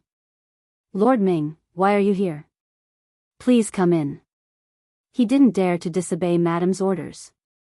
Silently holding his breath, he walked stiffly and braced himself to enter the house. Chu Luiyue stood up. Rong Xiu, let me introduce you. This is Lord Ming of Zhenbao Pavilion. He usually treats me very well and has helped me a lot before. Rong Xiu's thin scarlet lips curled into a smile. I see. Lord Ming, I've heard a lot about you. Ming Shu's legs went soft. He barely restrained his urge to kneel down and bow. He forced a smile. You flatter me. I've heard a lot about you too. Ha ha ha. Rong Xiu laughed. Since Lord Ming has taken good care of you, as her husband, I naturally have to thank you properly. Ming Shu repeatedly said that he didn't dare. But, it's just a small matter. It's not worth mentioning. At this moment, he was extremely grateful to the second master. If it weren't for that person's reminder, he wouldn't know when he had offended Madame. How could he stand in front of this person and talk to him like this? Chu Luiyue raised his hand. Lord Ming, please sit down. You can talk slowly. How could Ming Shu dare to sit down? He coughed, waved his hand, and said. No need, no need. I'm here today because I have something to tell you. I'll leave after that. Chu Luiyue looked at Ming Shu and felt that he was a little strange today. He seemed very nervous. It must be a big matter for you to personally solve the case. Please speak. Ming Shu tried his best to make himself look as calm and composed as he usually did. He said, it's like this. I came here this time to ask you if you've been in contact with Mu Yafeng recently. Chu Luiyue was stunned. Mu Yafeng? No, why? You frowned. Actually, it's nothing much. It's just that. Mu Yafeng has continued to walk the star path since yesterday. Furthermore, in a short span of one day, he had broken through 3 great Grandmaster Xian formations. I thought it was a little strange, so I thought I'd come over to ask you. Look. Lord Ji thinks that I revealed the contents of the mythical flame diagram to her. Chu Luiyue immediately understood. Please don't misunderstand. Zhao hurriedly explained, I just feel that this matter is really strange, so I wanted to ask you for confirmation. After all, those Xian formations were extremely difficult to decipher. Previously, she didn't make any progress for such a long time, but now she's suddenly improved by leaps and bounds. Chu Luiyue nodded in understanding. What Lord Ji said makes sense. Previously, Senior Xiao Ran had also said that he had spent several years on those great Grandmaster level profound formations before he had barely comprehended them. Originally, according to his speculation, Mu Yafeng should also need a long time to decipher this Xian formation. Previously, she was busy with the illusory god Si, so she didn't know that Mu Yafeng had made a move again. Now that she heard it, she also felt that it was very strange. The mythical flame diagram is a treasure of Treasure Pavilion. When I agreed to help copy it, I already knew the rules. I would never easily reveal it to outsiders. I didn't even reveal it to my subordinates. Lord Ming Shu, you can rest assured about this. You hurriedly said, of course I believe in your character. I have no intention of doubting you. Heavens! He was really just curious, so he came over to ask. Who knew that he would bump into this person? Wasn't this suspecting that there was something wrong with Madame? Even if he was given 10 more guts, he wouldn't dare to do this. If he had known that this person was here, he would never have stepped into this courtyard. Chu Luiyue smiled. I know that Lord Yu has no ill intentions. Actually, it's not just you. I also feel that it's a little strange. Mu Yafeng's talent is not bad, but with her own strength, it is indeed impossible for her to decipher 3 Grandmaster Xian formations in such a short time. Chu Luiyue's words were tactful. In fact, it should be said that it was absolutely impossible. If she had this ability, she wouldn't have dragged her feet on the star passage for so many years. In the eyes of many people in the illusory god palace, Mu Yafeng was already a rare genius. But in Chu Luiyue's opinion, but it was fine. Ming Shu heaved a sigh of relief and said, "Not only that. She hasn't finished yet. She's still on the star passage. When I came here just now, I passed by and took a few glances. There was a bit of an irresistible force." Chu Luiyue was a little surprised. "You mean, she plans to directly finish the star passage and enter the illusory god palace?" Ming Shu paused. "It's hard to say, but if her performance is still like this, then it might really work." Chu Luiyue frowned slightly. In fact, she didn't care much about Mu Yafeng. But this matter was really strange. Otherwise, she wouldn't have made a special trip. "I'm here today mainly to talk about this matter. It's up to you how you think," Ming Shu said. Chu Luiyue nodded. "Thank you for reminding me, Lord Yu." Ming Shu waved his hand. "Then, if there's nothing else, I'll leave first. There are still some things to deal with in the treasure pavilion." Hearing this, Chu Luiyue didn't ask him to stay. "I'll send you off." "No need, no need. I took the liberty to disturb the two of you. I'll leave now." How dare he really let the two of them send him off? As he spoke, he walked outside. "Take care, Lord Yu," Rong Xiu said lightly. Ming Shu staggered, but a figure suddenly appeared in front of him. He steadied himself and looked up. Suddenly, the corner of his eyes twitched. Yan Qing stood with his sword in his arms. There was no expression on his handsome and cold face. He just looked at him quietly. Yu quickly swallowed the rest of his words, nodded slightly, and hurried away. For some reason, his footsteps became faster. Almost in the blink of an eye, he had already opened the gate of the courtyard and slipped away. In such a hurry. Chu Luiyue looked at Yu's back and muttered in a low voice. "The person he just mentioned, is she the one who asked you for the mythical flame diagram?" Rong Xiu tilted his head and asked. Chu Luiyue nodded thoughtfully. "That's her. However, based on my understanding of her, she shouldn't be able to do such a thing. Even if she went back to cultivate in seclusion for a while, she shouldn't have advanced by leaps and bounds. The seventh oracle values her very much. I don't know if she went to consult him." Rong Xiu raised his eyebrows slightly and said lightly. "The seventh oracle really doesn't have good taste." Chapter 23:18. His tone was light and indifferent, extremely natural. Chu Luiyue glanced at him, wrinkled her nose, and smiled. There aren't many people who dare to say that the seventh divine emissary has no foresight. The divine emissaries had a very high status in the illusory god palace. Many people would be extra careful when talking about them, let alone such a straightforward judgment. Rong Xiu bent his finger and lightly scratched her nose. "Am I wrong? He's a Xian master himself. It's impossible that he can't see my Yu's talent." Chu Luiyue shrugged and sighed. "Isn't it because you don't have a bloodline totem?" From the first day she came here, she deeply understood how much contempt and ridicule she would face without a bloodline totem. Rong Xiu's eyes narrowed slightly as his finger lightly brushed across her forehead. Chu Luiyue's heart moved. She leaned closer and whispered. "Rong Xiu, the infinite divine dial, can only test people with bloodline power?" Rong Xiu looked at her. After a moment, he said, "Of course." Bang! A stream of light flew up and quickly bloomed into an extremely brilliant Xian formation. Mu Yafeng looked up with unconcealable excitement in her eyes. The fourth one. This was already the fourth Xian formation she had cracked in a row on the Star Road this time. And it only took her less than 2 days. Not far behind her, many people were watching. Seeing that she had successfully cracked another Xian formation, the crowd instantly became restless. What's wrong with Mu Yafeng?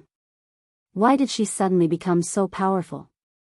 The further she goes, the more complicated the Xian formation is. I remember that she was trapped in a Xian formation for a long time and couldn't crack it in the end, so she had no choice but to give up. How long has it been? She's back again and her progress is so smooth. Her talent has always been outstanding. Maybe she suddenly had an epiphany. If this continues, she can really comprehend all the Xian formations and officially enter the illusory god palace, right? I thought it would be Shang Guanyu, haha. What a joke. Shang Guanyu is very powerful, but she doesn't have a bloodline totem. It won't be her turn, right? That's true, but other than that, she's really powerful. Didn't you guys hear that she went to the illusory god ocean and came back safe and sound? She even beat Nan Jinshu. If she didn't have the confidence, would she dare to do that? Mu Yafeng was in a good mood when she heard the envy and admiration of the people in front of her. However, the name that appeared later caused her eyes to turn cold. It was just because he had some talent that he dared to act so recklessly. I heard she was because she made demands of herself as the second divine emissary of God to the illusory god. She is really arrogant. The second oracle could tolerate her once or twice, but it was hard to say what would happen if she did it too many times. Mu Yafeng shook her head, dispelled the messy thoughts in her mind, and continued forward. This time, no matter what, she had to complete the star path and enter the illusory god palace. In the courtyard, Rong Xiu and Chu Luiyue sat facing each other. A translucent chessboard floated between them. On it, the two chess pieces were fighting fiercely. Chu Luiyue stared at the chessboard and rubbed her chin. Ever since she read the mythical flame diagram and officially broke through to the great grandmaster realm, her Xian formation cultivation had improved greatly. But after fighting with Rong Xiu, she felt a deep sense of defeat. Now, no matter where she went, there was no way to reverse the situation. She was at the mercy of others. Master, there. Go there. An anxious voice came from behind her. Chu Luiyue looked back helplessly. Little Hachi, how many times have I told you not to speak while watching the game? Can't you just paint your nails in peace?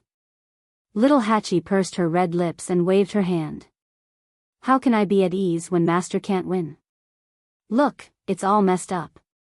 Chu Luiyue. Are you complaining that your master is not good enough? Little Hachi narrowed her eyes and quickly smiled. Of course not. I'm doing this for your own good. Look, you've played with His Highness for so many years, but you've only won a few times. Chu Luiyue, I remember this clearly. I really don't need you to remind me. She raised her chin. You want me to go there? Little Hachi's eyes lit up. Yes. Then watch carefully. Swoosh. Chu Luiyue flicked her finger, and a piece condensed from divine power flew out and landed on the spot Little Hachi pointed out. Rong Xiu's eyes were calm as he placed a piece. It was as if a sword had slashed down and completely sealed Chu Luiyue's last path. Chu Luiyue spread her hands. Did you see it clearly? If we do as you say, it will only make your master die faster. Little Hachi shrank her neck guiltily. Ahem, master, I haven't been learning for long. Of course, I can't compare with you and His Highness. I promise I won't say anything next time. Chu Luiyue said. You said the same thing last time and the time before that. Little Hachi pursed her lips and made a sewing gesture. Chu Luiyue gently knocked her forehead. You won't remember it anyway. She was used to it. Little Hachi's eyes were filled with tears. She really wanted to help her master win. At this moment, Shijing walked in from outside. Chu Luiyue was a little surprised. Shijing, where did you go? She didn't see Shijing after returning from the illusionary god sea. Roy bowed to them one by one before explaining. Master, I went to the thunder pool. Chu Luiyue was slightly stunned. Isn't the thunder pool sealed? Now, there shouldn't be anyone in the illusionary god palace going there. Shijing chuckled. Yes. But I just went to the shore to take a look. I didn't do anything else. Chu Luiyue laughed. All the Tianlei in the thunder pool have been frozen. What's there to see? Shijing said. Nothing. Master, there are a lot of Tianlei in the thunder pool. The second oracle and the others only sealed the upper layer, but the lower ones are still fine. Chu Luiyue frowned slightly. Oh. How do you know? This matter was extremely confidential and hidden. Ordinary people definitely wouldn't be able to guess. Shijing paused. Just guessed. The Tianlei power below is still wandering around. If you stand close and take a closer look, you can see it. Chu Luiyue looked at him meaningfully. Shijing. Sigh. You. Chu Luiyue was about to speak when Sun Yi suddenly pushed open the door and came out. Master. Seeing that his expression was different from before, Chu Luiyue knew that something must have happened, so she immediately asked, "What's wrong?" Sun Yi came to her. Qihan sent a message saying that they met Jiu Long and Shi Yan in the god-slaying tomb. What? Chu Luiyue was shocked and stood up. Because she was too shocked, she didn't notice that Sun Yi didn't call the two oracles but directly called them by their names. Chapter 23:19. God-slaying tomb? What are they doing there? Chu Luiyue had thought of many places, but she had never thought of the god-slaying tomb. A thought suddenly flashed through her mind. Could it be that the last Guqin score was in the god-slaying tomb? But that couldn't be right. Back then, she had finally gotten the second Guqin score from Senior Ah Jing in the god-slaying tomb. If the third one was there, how could he not know? Her brows were tightly knitted together. Rong Xiu asked. Did you just get the news? Sun Yi nodded. He could contact everyone in the 13U. After getting the news, he immediately came to Chu Luiyue. Of course, he knew how important the last Guqin score was to Chu Luiyue. Chu Luiyue pondered for a moment and suddenly thought of a question. Why is Qihan in the god-slaying tomb? You just said them. Who else is with him? Sun Yi said, an old six. It seems that they went there to help old six break through. But they didn't expect to run into those two. Chu Luiyue froze. Qihan and the others haven't seen Jiu Long and old six. How would they know who they are? Sun Yi explained. They haven't seen those two, but they know that you're in the Illusion God Palace and know a thing or two about this place. Besides, those two are above the god level. Even if they don't know who they are, once they use their strength, it's hard to imagine. That's true. This made sense. Rong Xiu's eyes fell on Chu Luiyue. What's your plan, you, Chu Luiyue was silent for a long time before she finally took a deep breath. To the god-slaying tomb. To go to the god-slaying tomb, they had to leave the heavenly gate. Not to mention Jin Yunlai, even Chu Luiyue felt that this trip was too troublesome. But they still had to go. For the sake of convenience, this time, Chu Luiyue and Rong Xiu went together, and no one else was brought. When the two of them arrived at the gate of heaven, there was no one there. In fact, most of the time, this place was empty. Who would come to the heavenly gates to play? Wasn't that just looking for trouble for himself? Last time, it was because of Nan Jinshu's incident that caused such a huge commotion. However, now that Nan Jinshu had returned to the palace of the illusory god and was staying there obediently, there was no need to mention the others. Looking at the barrier in front of him, Chu Luiyue didn't hesitate. He raised his hand and pressed it. Buzz, a ripple spread out. Chu Luiyue turned around and looked at Rong Xiu. The seventh divine envoy is in charge of the gate of heaven. If there is any movement here, he will immediately rush over. You didn't see him last time, so you can meet him this time. Rong Xiu smiled. Sure. The palace of the illusory god. Jin Yunlai sensed the familiar aura at the gate of heaven. His forehead twitched violently, and with a crack, he broke the brush in his hand. It's her again. This Chu Luiyue, is there no end to it? Last time, he said he was going to invite the weapon refining saint. Last time, he said he was going to see Nan Jinshu. What is it this time? Jin Yunlai didn't want to pay attention to him, but the gate of heaven was constantly moving. Chu Luiyue was determined to go out. After a while, Jin Yunlai finally couldn't help but stand up. However, before he could walk out, a voice suddenly came from afar. Jin Yunlai. Jin Yunlai was shocked when he heard the voice. The first divine envoy. Then, an illusory figure gradually appeared in front of him.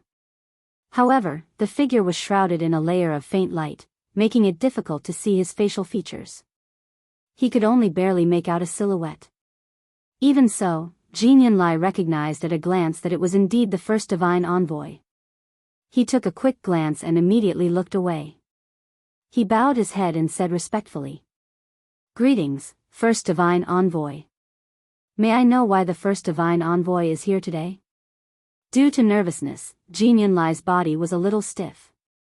Ever since the first divine envoy went into seclusion, he had never stepped out of the courtyard.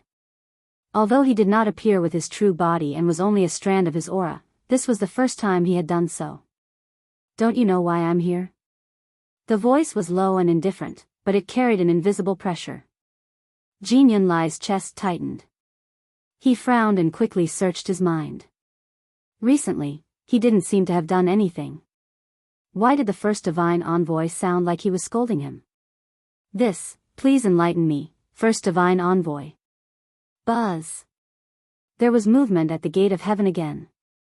Jin Yunlai subconsciously turned his head to look. The first divine envoy had already made his move. Whoosh! A red stream of light flew out quickly and went straight to the gate of heaven. Jin Yunlai was shocked. The first divine envoy made his move personally. The Xian formations on the star passage can only be comprehended by oneself. Otherwise, it will be regarded as cheating. Then Mu Yafeng, what's going on? Do you want me to continue asking? Jin Yunlai's heart sank. The crimson streak of light flashed through the air at high speed. It arrived at the gate of heaven in the blink of an eye. Chu Luiyue heard the movement and looked up. He felt a little strange. This is the first divine envoy's aura. Noticing this, a look of shock flashed across her eyes. Then, the red stream of light landed on the barrier. The enchantment quietly opened. Chu Luiyue was stunned. After waiting for a while, Jin Yunlai didn't arrive. Instead, the first divine envoy made his move. What does he mean by this? Chu Luiyue couldn't figure it out for a moment. Warning? Reprimand? Rong Xiao smiled faintly. Maybe the seventh divine envoy is busy. Digression, very good. Someone in the comments section guessed part of the truth. 6:00. Chapter 23:20. When Jin Yunlai did not show up, Chu Luiyue did not pay much attention to it. However, when the first god emissary suddenly made a move, she was very surprised. Could it be that he finally decided to come out of seclusion? But something like opening the gate of heaven, it seemed that no matter what, it was not his turn to do it. Rong Xiao held her hand. There's no time to lose. Chu Luiyue retracted her gaze and gently nodded. The two figures quickly disappeared outside the gate of heaven. After a while, the barrier reassembled and was very calm. Chu Luiyue's departure did not attract the attention of the people in the illusory god palace. On one hand, many people's attention was on Mu Yafeng. On the other hand, the movement in the gate of heaven was too small. From the beginning to the end, only a short period of time had passed. Only the divine envoys who were guarding the various locations raised their heads in astonishment when they sensed this fluctuation. This is, the first god emissary made a move. More importantly, he seemed to be at Jin Yunlai's residence. In an instant, several god emissaries immediately moved out and headed towards Jin Yunlai's direction. The first god emissary had been in seclusion for several years. Now that he finally made a move, they naturally had to go and check it out. Illusory God Palace. There was dead silence in the huge room. Jin Yunlai stood there with her fists clenched. Most of her strength seemed to have been sucked out of her body. Even opening her mouth to speak was difficult. Her face was pale and her lips trembled slightly. She felt as if she had fallen into an ice cave. Every word of the first god emissary's questioning was heavy and cold. After a long time, she finally found her voice. I just gave her a little reminder, a little reminder? The first god emissary asked. Jin Yunlai closed her eyes and finally said dejectedly, yes. I intentionally helped her. The gate of heaven will only open for a year. If she is unable to comprehend all the Xian formations on the star path before the deadline and enter the illusory god palace to ascend to the heavens, then she will have to wait for another 10,000 years. A few months have already passed and she is still trapped in those Xian formations. I just feel that her talent is not bad.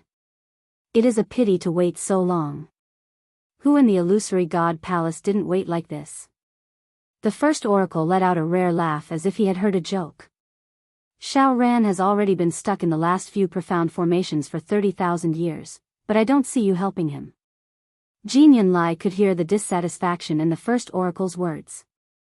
But Xiao Ran was Xiao Ran after all, and Mu Yafeng was different.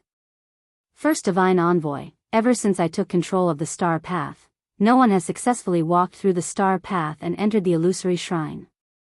This period of time was truly too long. Many mystic cultivators had already lost their confidence, and fewer people were even trying. If this continues, that's because they don't have the qualifications to enter the illusory god palace. Back then, didn't you successfully complete the star path and even become the 7th divine envoy? Jin Yunlai looked troubled. But back then, it was because Jin Yunlai felt a chill in her heart when she sensed a cold gaze on her. She immediately swallowed the rest of her words. After a long while, he said, This is Yunlai's fault. Yunlai will accept any punishment given by the first oracle. But there are some things that I have to say. Mu Yafeng is the most talented mystic cultivator in the illusory god palace in the past 10,000 years. If even she can't do it, then there's no need to talk about the others. If I have to choose to help someone ascend to the heavens and become a god, I will still choose her. You also understand the situation of the profound formations on the star path. The further you go, the more difficult it is. If you don't have enough talent and strength, even if someone gives you pointers, it's still useless. I admit that I helped Mu Yafeng, but she was able to succeed because of her own reasons. Besides, strictly speaking, I did give her some pointers, which may not even be as detailed as the annotations on the mythical flame diagram. If Shangguan you can read the mythical flame diagram, why can't Mu Yafeng? In the beginning, he actually didn't have this idea. On one hand, it was because he thought highly of Mu Yafeng and always felt that these problems weren't difficult for her.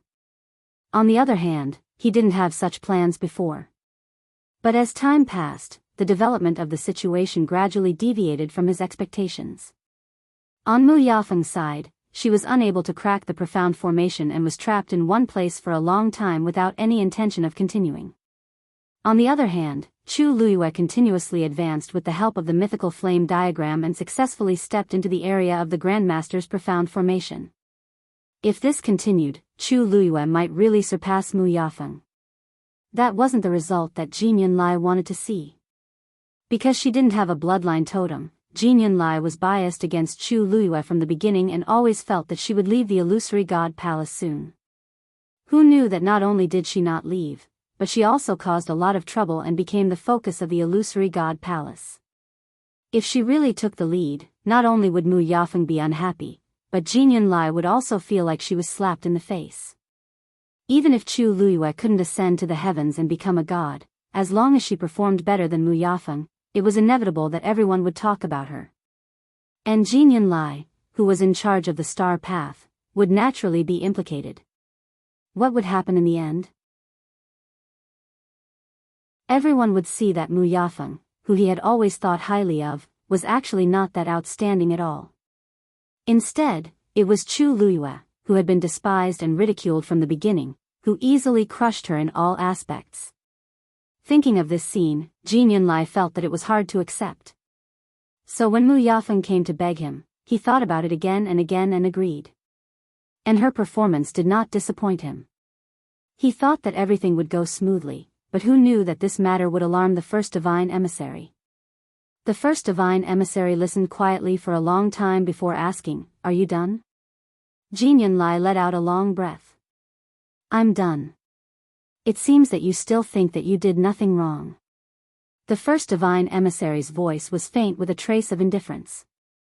"Jin Yunlai, I always thought that you were very smart, but now it seems that you are ridiculously stupid. Until now, can't you see that Zhenbao Pavilion took the initiative to give that mythical flame diagram to Sheng Guanyu?" Jin Yunlai was shocked and suddenly looked up. "What? Zhenbao Pavilion giving it to Sheng Guanyu and you helping Mu Yafeng don't seem to be the same nature, right?"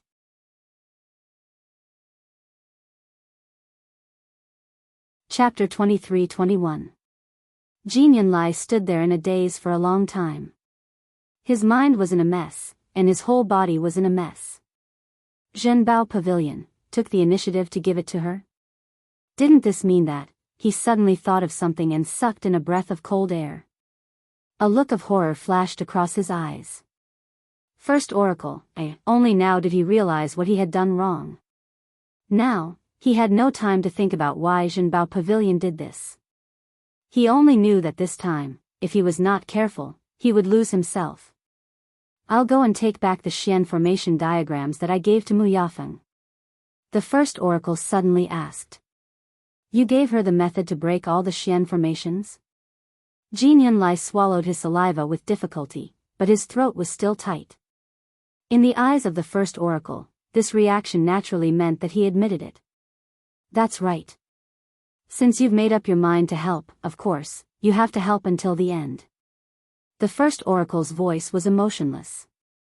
This made Jin Yunlai even more flustered. "Just as well. Open your eyes wide and take a good look. See if Mu Yafeng can ascend to the heavens and become a god with your help." Jin Yunlai felt suffocated and uncomfortable. He wanted to defend himself, but he couldn't say a word. Knock knock. Suddenly, there was a knock on the door.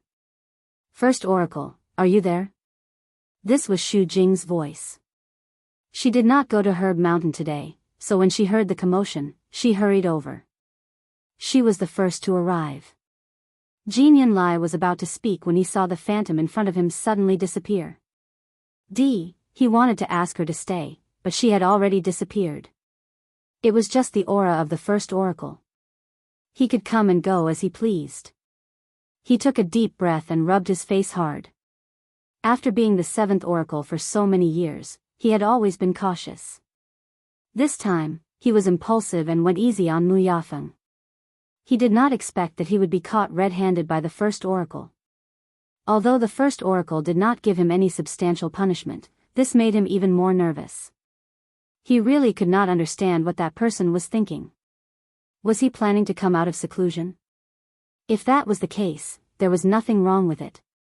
But the crux of the matter was, with so many things happening in the illusory god palace recently, why did that person target him? Helping Mu Yafeng cheat was neither a big deal nor a small matter. No matter what, it couldn't be more important than the Lightning Pond and Feng Ming Mountain, right? First Oracle. Xu Jing waited for a while, but he still didn't hear any movement inside, so he shouted again. Creak, the door was opened. Jin Yunlai appeared behind the door. When Xu Jing saw him, he subconsciously looked inside. The first oracle has already left. Jin Yunlai said coldly. That person really came? Xu Jing looked shocked. He's willing to come out of seclusion. That's not right. Why is he looking for you the moment he comes out? Jin Yunlai didn't want to talk too much with her, so she just said perfunctorily, the first divine emissary did not come personally. He only sent a wisp of his aura to ask me some questions. Xu Jing's expression softened a little, but he still felt quite surprised. What's the matter that actually alarmed the first oracle? Jin Yunlai glanced at her. You came here to ask about this? Then you can leave. After saying that, he closed the door again. Bang! Xu Jing didn't expect his actions to be so swift and straightforward. She was so shocked that she took half a step back. When she came back to her senses, she was immediately angry. Didn't she come to ask because she was too surprised that the first oracle had come out of seclusion? What kind of attitude was this? If it weren't for the fact that Jin Yunlai's status was slightly higher than hers, she would definitely not let it go so easily. Xu Jing tidied her clothes and turned to leave. After taking a few steps, she suddenly thought of something and turned back to look at the tightly shut door. Just now, Jin Yunlai's expression was particularly ugly. Did something happen between him and the first oracle? She thought for a moment and raised her voice. Seventh oracle, I heard that Mu Yafeng has already cracked 6 great grandmaster Xian formations in a row. Aren't you going to take a look? Bang! Jin Yunlai suddenly smashed something. Xu Jing's heart skipped a beat. What was wrong with him? Wasn't Mu Yafeng someone he particularly valued? Now that she had an outstanding performance, why was he still so angry? Xu Jing had a bad feeling. She gritted her teeth and finally turned to leave. After that, a few more oracles came to find out what was going on, but they were all sent away by Jin Yunlai with a few words. When Chu Luiyue and Rong Xiu left the illusory god palace and crossed the Blue and Black Sea, she deliberately slowed down. Unfortunately, nothing out of the ordinary happened. After that, the two quickly rushed to the god-slaying mound. Because it wasn't their first time there, and because their strength had improved greatly, it only took them a short time to get there. At noon the next day, the two successfully arrived again. After passing through the forest, they officially entered the god-slaying mound. Looking from afar, it was vast and barren, bleak and cold. It was no different from before.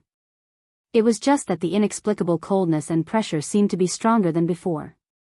There was a faint smell of blood in the air. Chu Luiyue frowned slightly.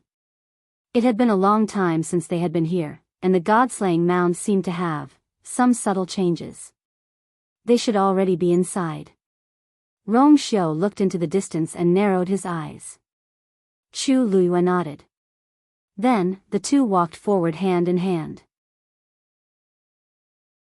At this time, deep in the god-slaying mound, Qi Han was holding a long sword and staring at the two in front of him vigilantly.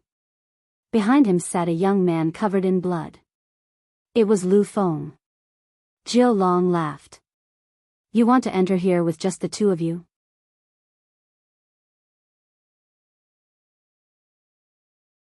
Chapter 23-22. In front of them was a large area of broken tombstones. A desolate and sorrowful aura slowly spread out. This was the tomb of the honored god.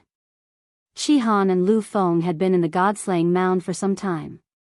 They had spent a lot of time and effort to get here. They did not expect Jiu Long and Shi Yan to arrive at this time. As soon as they arrived, they ordered everyone to leave without hesitation. Most of the cultivators in the god-slaying mound had been forced to leave. Of course, not everyone was willing to do so. However, these two were too powerful. Even honored gods could not last more than 3 moves against them.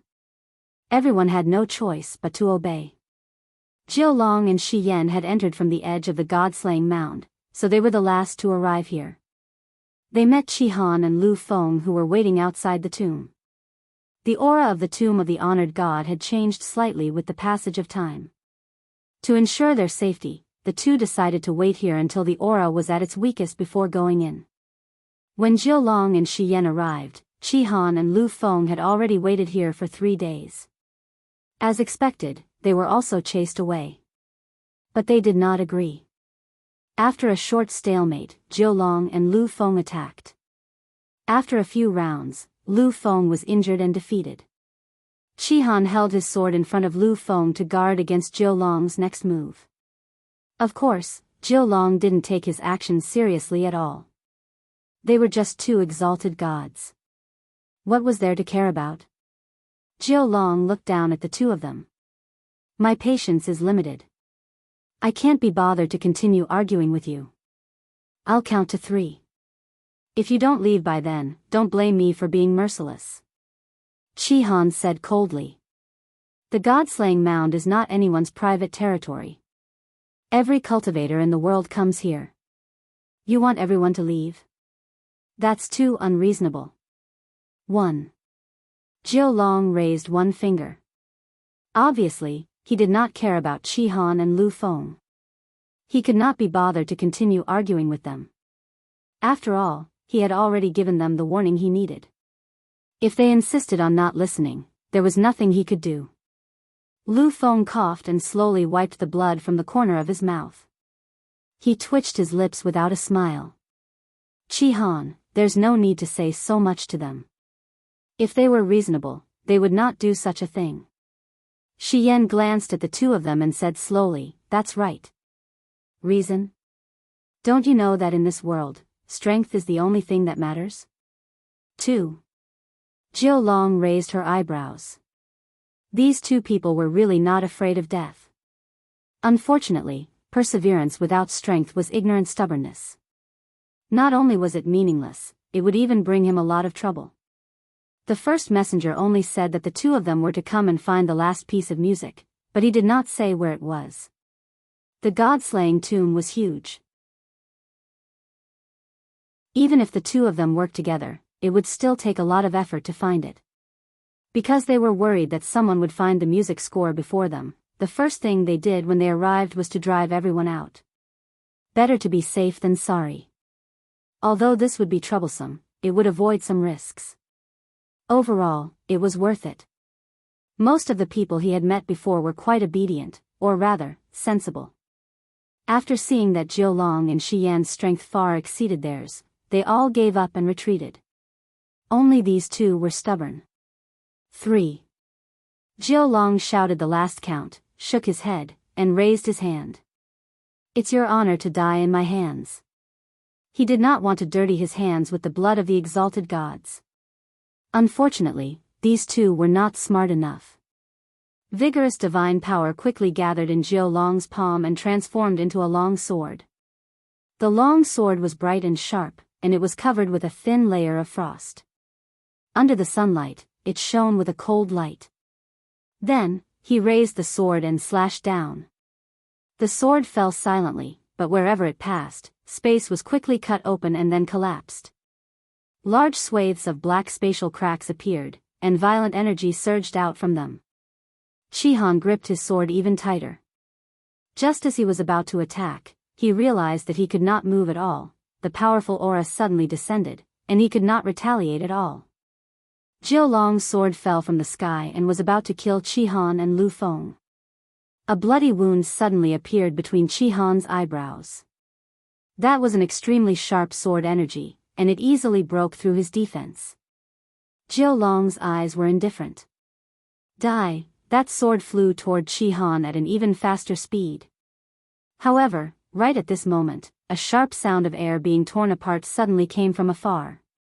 Swoosh! Then, a bright golden and greenish-black sword light flew from the sky, piercing through the clouds and wind. Clang, swish!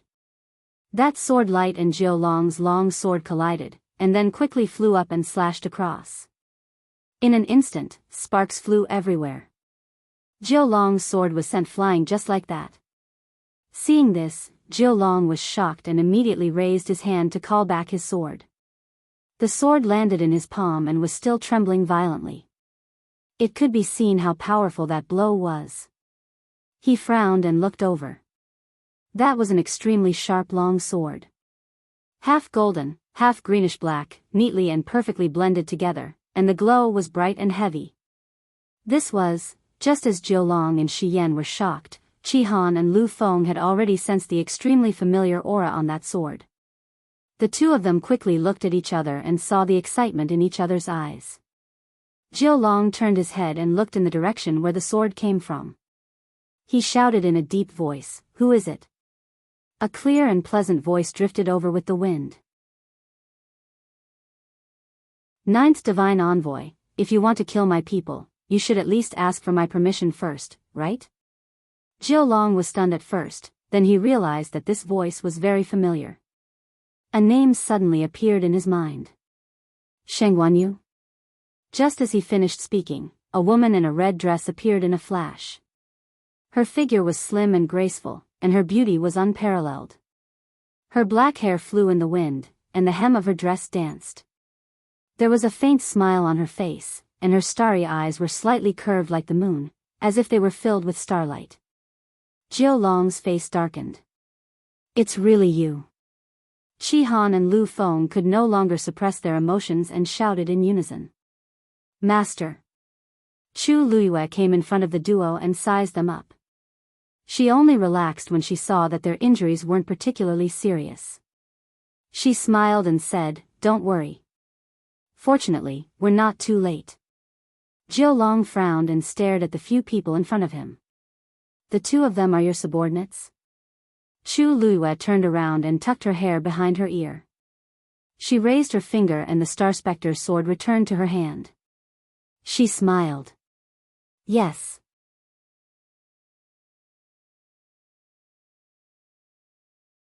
Chapter 23-23. Jiu Long looked at the woman in front of him in shock. He had only used 30% of his strength in that attack, but it wasn't something an ordinary cultivator could withstand. And yet, Chu Luiyue had blocked it so easily. He had heard this name a few times recently. After all, she had caused quite a commotion in the Illusion God Palace.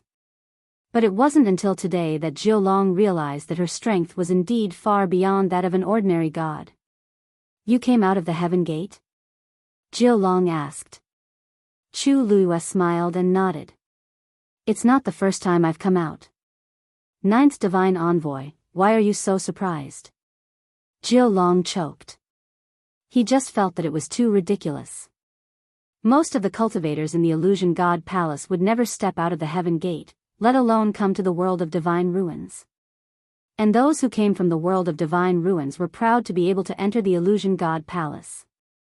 They didn't want to leave. There were very few people like Chu Luiyue, who kept going in and out of the house. Her frequency was even higher than that of the Divine Envoys. Wasn't the seventh Divine Envoy in charge of guarding the Heaven Gate? Why did they let her come out again and again? More importantly, she didn't have a bloodline totem. Wasn't that even more ridiculous? Jiu Long stared at her vigilantly. "What are you doing here?" Even if she left the Illusion God Palace, there were many places she could go. Why did she choose the God-slaying tomb? It was related to the last zither score, so Jiu Long couldn't help but feel suspicious. Chu Luiyue blinked. "My two subordinates are here. What's so strange about me coming here?" "But the two Divine Envoys, why did you suddenly leave the Illusion God Palace and come here and drive everyone else away? What are you doing?" Jiu Long's expression was cold. "That's not something you have the right to ask." Chu Luiyue said, "Oh. It seems that the two Divine Envoys don't want to reveal. Then forget it." As she spoke, she raised her head towards Chi Han and Lu Feng behind her. "Let's go." She was about to go to the tombs. "Stop." Jiu Long never thought that Chu Luiyue would actually walk in without a second word. He didn't even put them in his eyes. Chu Luiyue stopped in his tracks and turned his head to ask, "What's wrong? Is there anything else?" Jiu Long gritted her teeth. "It seems like you've turned a deaf ear to what we've said before?" Chu Luiyue asked. "Words? What words?" Jiu Long felt stifled in his chest. Chi Han explained. "Master, they have already chased away all the cultivators here. If you hadn't come in time, I'm afraid we would have already." Chu Luiyue raised his eyebrows. Oh, about that, she was wondering why she hadn't seen anyone along the way. It turned out that Jiu Long and Shi Yan had chased them away. In that case, it was even more obvious what they wanted to do. Chu Luiyue tilted his head and looked at Jiu Long and Shi Yan. "That's really unfortunate. I've come this time because I have something important to do, so I won't be able to leave for the time being. I hope the two Divine Envoys will forgive me." Although she said so, her expression and tone were extremely natural. There wasn't the slightest hint of apology in them. Clearly, she wasn't asking for help. She was just informing them of her choice and decision. she was going to stay here. Shi Yan frowned and said coldly. Shangguanyu, you've done so many outrageous things in the Illusion God Palace. For Dumpling's sake, the divine envoys didn't pursue the matter. But that doesn't mean you can do whatever you want. If you don't listen to our advice, don't blame us for being impolite. Chu Liuyue's lips curved into a faint smile. Forgive me for being blunt, but I don't think the divine envoys have done anything extra for me. Why do you look like you've given me a lot of things? Shi Yan felt even more annoyed. In the Illusion God Palace, the divine envoys were revered. No matter what they said or did, their subordinates would do as they were told. Very few would object, and even fewer would dare to talk back to them. But now, Chu Luyue had done all of this, and she didn't seem afraid at all. Who gave her the confidence? Shangguanyu, are you sure you want to continue being so impudent? Jiu Long raised his sword and pointed it at her. No matter how powerful your eminence is, she's still your eminence. If he used his full strength, Chu Luyue wouldn't be able to retaliate at all. Chu Luyue blinked and smiled in the face of the cold sword light. Divine envoys, if I'm not wrong, the two of you are also here for that last zither score, right? Since everyone has the same goal, why don't we work together and find it first? We can talk about the rest later. These words caused Jiu Long and Shi Yan's expressions to change. This was something that the first divine messenger had specifically instructed the two of them. How did she know about it? Seeing the duo's reaction, Chu Luyue also found it interesting. She glanced at the two of them, then slowly asked, "You've come here to find the zither scores.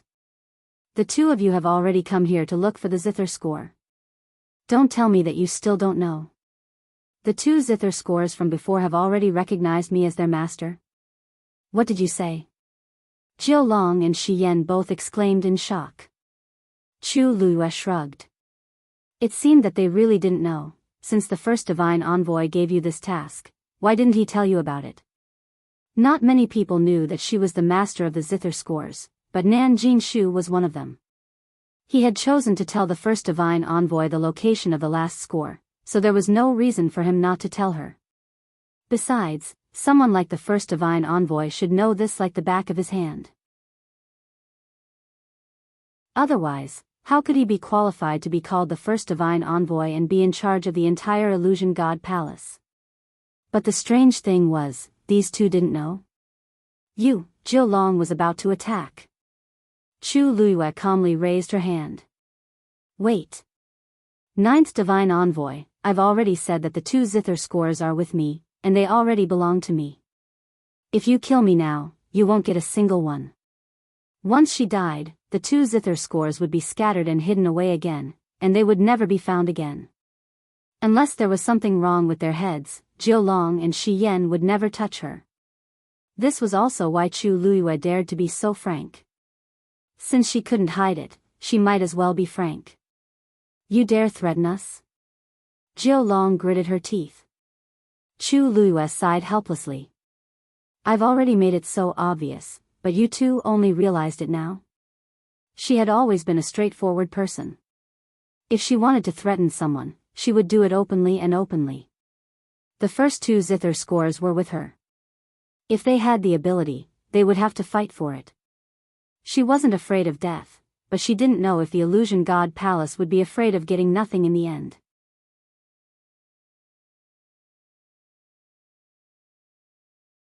Chapter 23-24. Jiu Long and Shi Yan never expected that Chu Luyue would do such a thing. She directly admitted that the two zither scores were with her and used them as leverage to threaten them so that they wouldn't dare to kill her. She was so direct that she didn't even give them any time to react. The most hateful thing was that after thinking about it carefully, they realized that Chu Luyue wasn't so arrogant for no reason. After knowing this, even though they hated her to the core, they didn't dare to do anything to her. Since you're looking for the zither scores and I'm also looking for one, isn't it just right for us to work together? Chu Luyue asked with a smile. Jiu Long was fuming with anger. What do you mean by just right? Shangguanyu, do you really think we're fools? The zither scores had already recognized her as the master, so even if they found the remaining one, it would most likely end up in her hands. In this aspect, she had an absolute natural advantage. Even if they worked together and found the zither scores, it would just be a wedding dress for her. Right now, they couldn't wait to guard against her, so why would they work together with her? Chu Luiyue looked regretful and spread her hands. It seems that the two of you aren't willing. Since that's the case, then, let's mind our own business and rely on our own abilities, how about it? This zither score belongs to whoever finds it first. Jiu Long and Shi Yan looked at each other. Of course, they didn't want to agree to Chu Luiyue's suggestion. She was the master of the zither scores, so she had an advantage over them. But if they didn't agree? Looking at her posture, it seemed like she was going to continue to cause trouble. And they couldn't do anything to her. After a long while, Shi Yan gave Jiu Long a look, then looked at Chu Luiyue. Since you insist, it's not that we can't agree. But we also have a condition. Divine Envoy, please speak. Whether or not we can find the zither scores will depend on our own abilities. However, the person who brings the zither scores back to the Illusion God Palace will be the real winner. At that time, no matter what the result is, the other side can't continue to fight for it. Chu Luiyue's red lips curved slightly. I knew these two people wouldn't be easy to convince. So this was what they were planning. One had to know that there was a considerable distance between here and the Illusory God Palace. Who could predict what would happen in the middle? Even if she found it first, they could snatch it from her halfway and forcefully take it for themselves. In this way, he would be able to achieve his goal. Chu Luiyue was a god, while Qi Han and Lu Feng, who stood behind him, were both high gods. Jiu Long and Shi Yan, on the other hand, were both at a level higher than her eminence. Wasn't this clearly bullying? Once they made a move, Chu Luiyue's side would not be able to compete with them even if they tried their best. This was clearly a robbery. However, after Chu Luiyue thought about it seriously for a while, he nodded happily and agreed. Sure. Chu Luiyue's reply was too sudden. Even Jiu Long and the other two were momentarily stunned. However, one thing needs to be clear. Does returning to the Illusory God Palace refer to passing through the gate of heaven or something else? If you insist that it only counts after entering the Illusory God Palace, then wouldn't I have lost from the start? Chu Luiyue shrugged. Naturally, it counts after passing through the gate of heaven. Shi Yan added. Although he didn't know why Chu Luiyue agreed, this condition was clearly beneficial to them. It would be a waste not to use it. It would be best if the two of them could directly find the last zither score. If Chu Luiyue was one step ahead of them, they could just snatch it back. As long as they didn't harm her life, everything else was still under their control. Jiu Long's mood finally calmed down. Since we've discussed it, then, rumble. A loud sound suddenly came from afar. Jiu Long and Shi Yan immediately turned to look. This sound came from the depths of the tomb. Someone had already entered. The two looked at each other. Jiu Long immediately realized something and looked at Chu Luiyue angrily. You secretly brought someone here? Chu Luiyue smiled, and her eyes curved into crescents. I didn't say that I came here alone. You, Jiu Long was so angry that her teeth were itching. She had said so much just to stall for time. Shi Yan frowned. Forget it, now is not the time to argue with her. Let's go in and see what's going on. This commotion came so suddenly that it was definitely not something an ordinary cultivator could do. Something must have happened in the tombs of Her Eminence.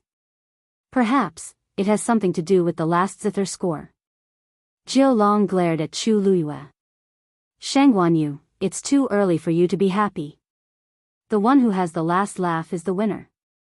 Chu Luiyue couldn't be bothered with the two of them. She turned to Qi Han and Lu Feng. Let's go. As soon as she finished speaking, she tapped the ground with the tip of her foot, and her slender figure quickly disappeared from the spot. She went straight into the depths of the tomb. Qi Han and Lu Feng followed closely behind her. Fortunately, the two of them weren't seriously injured. Moreover, Chu Luiyue and Jiu Long had been fighting for a while, so they had rested enough and quickly followed. Jiu Long cursed under her breath and followed Shi Yan. Jiu Long and Shi Yan's cultivation level was higher than Chu Liuyue's after all. In just a few breaths' time, they had overtaken them. The two of them didn't stop and went straight in the direction of the voice. After about 15 minutes, they saw a figure in the distance. It was a young man. At this moment, his back was facing them. His clothes were whiter than snow, and he was tall and straight. He had one hand behind his back.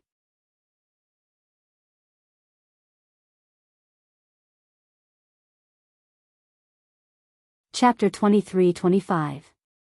This question instantly caused Jiu Long and Shi Yan to be shocked on the spot. Emperor? The two of them were shocked. Their previous arrogance immediately disappeared and was replaced by deep respect. Why are you here? Jiu Long's face turned pale. What did he say to the emperor just now? No wonder he felt that something was wrong when he saw this figure. This figure, this aura. He actually didn't recognize it. Actually, Jiu Long couldn't be blamed. After so many years, the number of times he had seen the emperor could be counted on one hand. On one hand, the emperor didn't show up most of the time.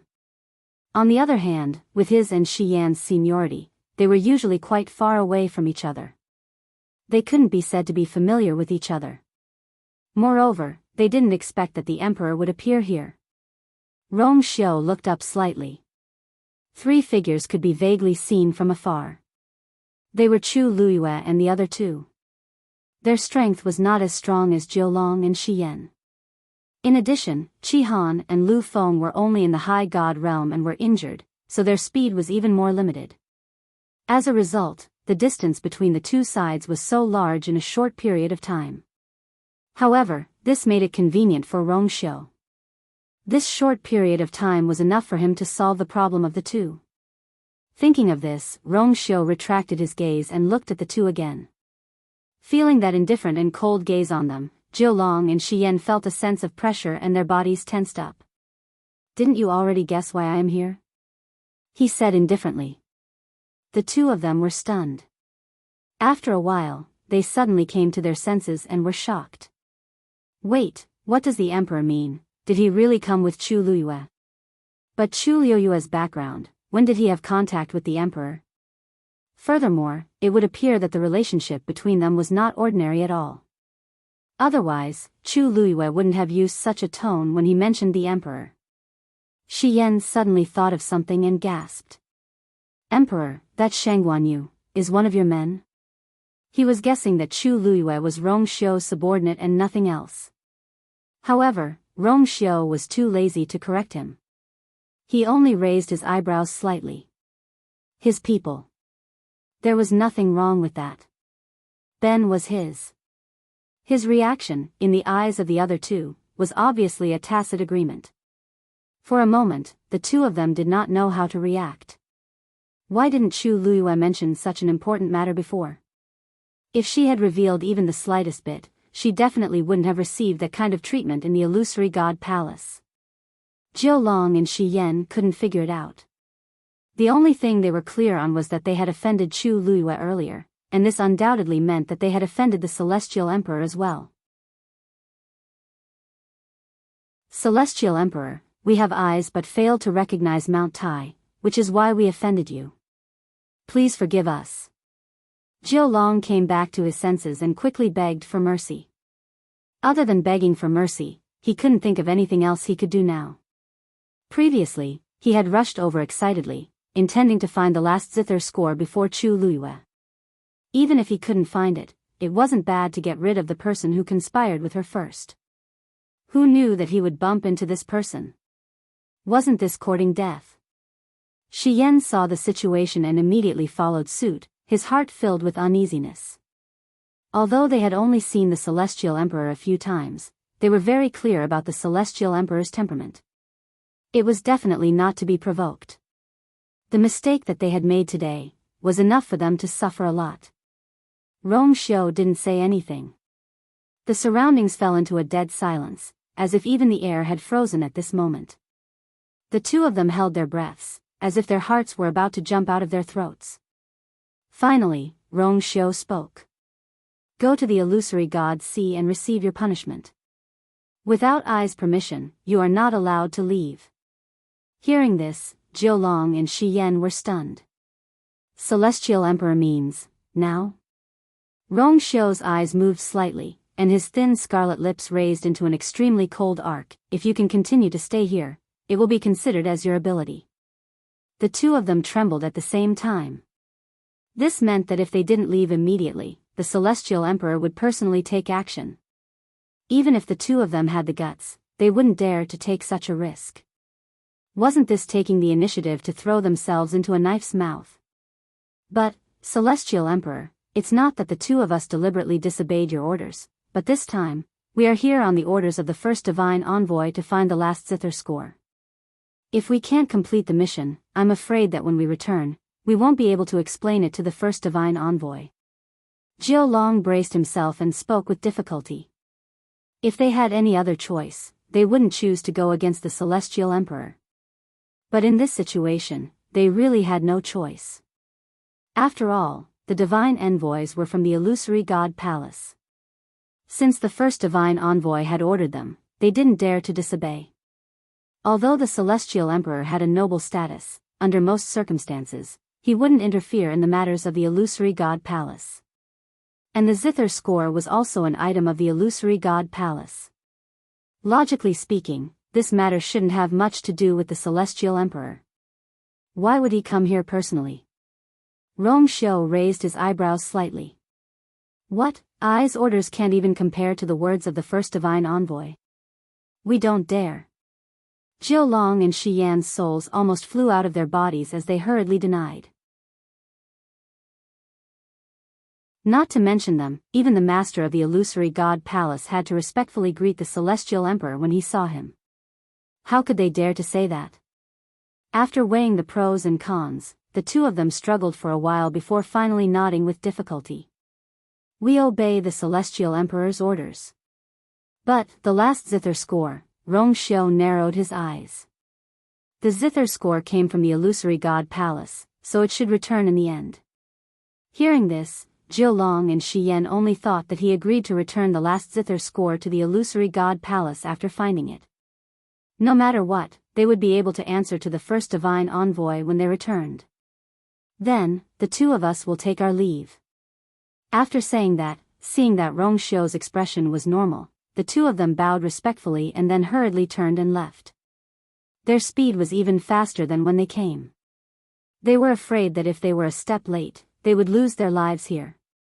After a while, the two figures quickly disappeared into the distance. At this moment, Chu Luyue and the other two finally arrived. Seeing that only Rong Xiu was here, Chu Luyue was stunned. Where are the two divine envoys?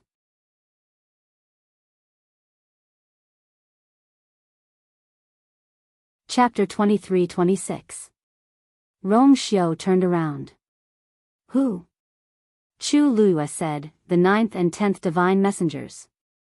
The two of them just came here. Didn't you see them? Rong Xiu shook his head. I've been here the whole time. I didn't see anyone coming. Chu Luyue frowned. How could she not see them? Although the two divine messengers had put some distance between her and 7 chill dew wind, she was sure that they were coming this way. She looked left and right. The surroundings were barren and desolate. There were no signs of anyone coming here. Suddenly, she focused her gaze and looked at the collapsing void not far behind Rong Xiu. This is, Rong Xiu followed her gaze and explained. The loud noise just now came from here. The last time we came here, something similar happened, but it was different. Chu Luyue nodded slightly. She had noticed this as well. The last time, she and Rong Xiu fell into a space that suddenly collapsed, and they brought the rocks back. This time, the energy and pressure here were much stronger than in the tombs of the high gods. Although the void was constantly swallowing energy, twisting and collapsing, it was not completely overturned yet. From this, one could see how powerful the power of space here was. At a glance, a transparent vortex had formed in the void. It kept spinning and expanding. The surrounding energy of heaven and earth kept surging into it, gradually turning it into a black hole. It could not be seen or touched. Only the vast pressure was getting heavier and heavier, indicating the danger within. It was still rising. A faintly discernible summoning force came from the vortex. Chu Luiyue frowned slightly and walked forward. Master. Chihan and Lu Feng called out worriedly. Chu Luiyue raised her hand. Don't worry. I know what to do. With that, she continued to walk forward. At this moment, a piece of gravel the size of a palm suddenly rolled over from the side. It only stopped when it touched the tip of her foot. Chu Luiyue looked down. Obviously, this stone came from one of the tombstones. And it was the tomb of the High God. She bent down and picked up the stone. Suddenly, she heard a faint buzzing sound in front of her that could not be ignored. Buzz, she looked up in surprise, only to see that the vortex not far in front of her had suddenly stopped spinning. But this situation only lasted for a moment. The next moment, everything returned to normal. It didn't seem any different from before. However, Chu Luiyue's eyes widened in shock. Because there seemed to be an invisible connection between her and the vortex. This feeling was very strange. From this moment on, she could vaguely feel the changes in energy of the vortex. She was stunned for a moment, then suddenly, she looked at the stone in her hand. It was just a shattered, weathered, and ordinary-looking rock. There were traces of erosion on it. If it was on the ground, no one would take a second look at it. However, this was a tombstone that belonged to a high god. At this moment, the void to her right twisted and collapsed, then quickly formed a vortex. Another stone rolled to her feet. Chu Luiyue sucked in a breath of cold air. An absurd and daring idea surfaced in her mind. It can't be, she muttered softly. Then, she bent down and picked up the second stone. Almost at the same time, the second vortex stopped spinning. Chu Luiyue's hand slowly clenched. Then, the vortex spun again, and it established that invisible connection with Chu Luiyue. Chu Luiyue was shocked. As expected. The stones here were similar to the ones she had obtained in the High God's tombstones, but in fact, they were very different. Each of them actually controlled a space. It might be an exaggeration to say that they controlled it, but it was basically the same. The surrounding energy was constantly surging toward the two vortexes, and the two stones in Chu Luiyue's hand seemed to be faintly strengthening. Although it was subtle, it could not be mistaken. Clang! Suddenly, the sound of a zither came from Chu Luiyue's dantian. The sound of the zither was bleak and cold, and it spread far and wide in this vast wilderness. Chu Luiyue frowned subconsciously. She did not do anything just now, so why did the sound of the zither suddenly appear? Suddenly, a cry of surprise came from the wind. The void over there is also starting to collapse. And there. Chu Luiyue followed his gaze. Not far behind them, 3 more vortexes quickly appeared. The vast space seemed to be divided into countless small areas, and they all started to collapse. In just a few minutes, Chu Luiyue and the others were already surrounded by several void vortexes. A few stones rolled over and stopped at Chu Luiyue's feet. Her heart raced, and the blood in her body seemed to be boiling. Her guess seemed to be correct. These stones, these tombstones of her eminence, these heroic souls that had been buried for tens of thousands of years, seemed to be awakening. Her eminence was naturally different from a high god. A high god's combat strength was in the god domain, but her eminence had completely divided this world and controlled the endless power of space. Buzz. Buzz. Buzz. Void vortexes appeared around them one after another. More and more stones came to Chu Luiyue's side, as if they were responding to her summons. Clang. Clang. Chu Luiyue's glabella was boiling hot.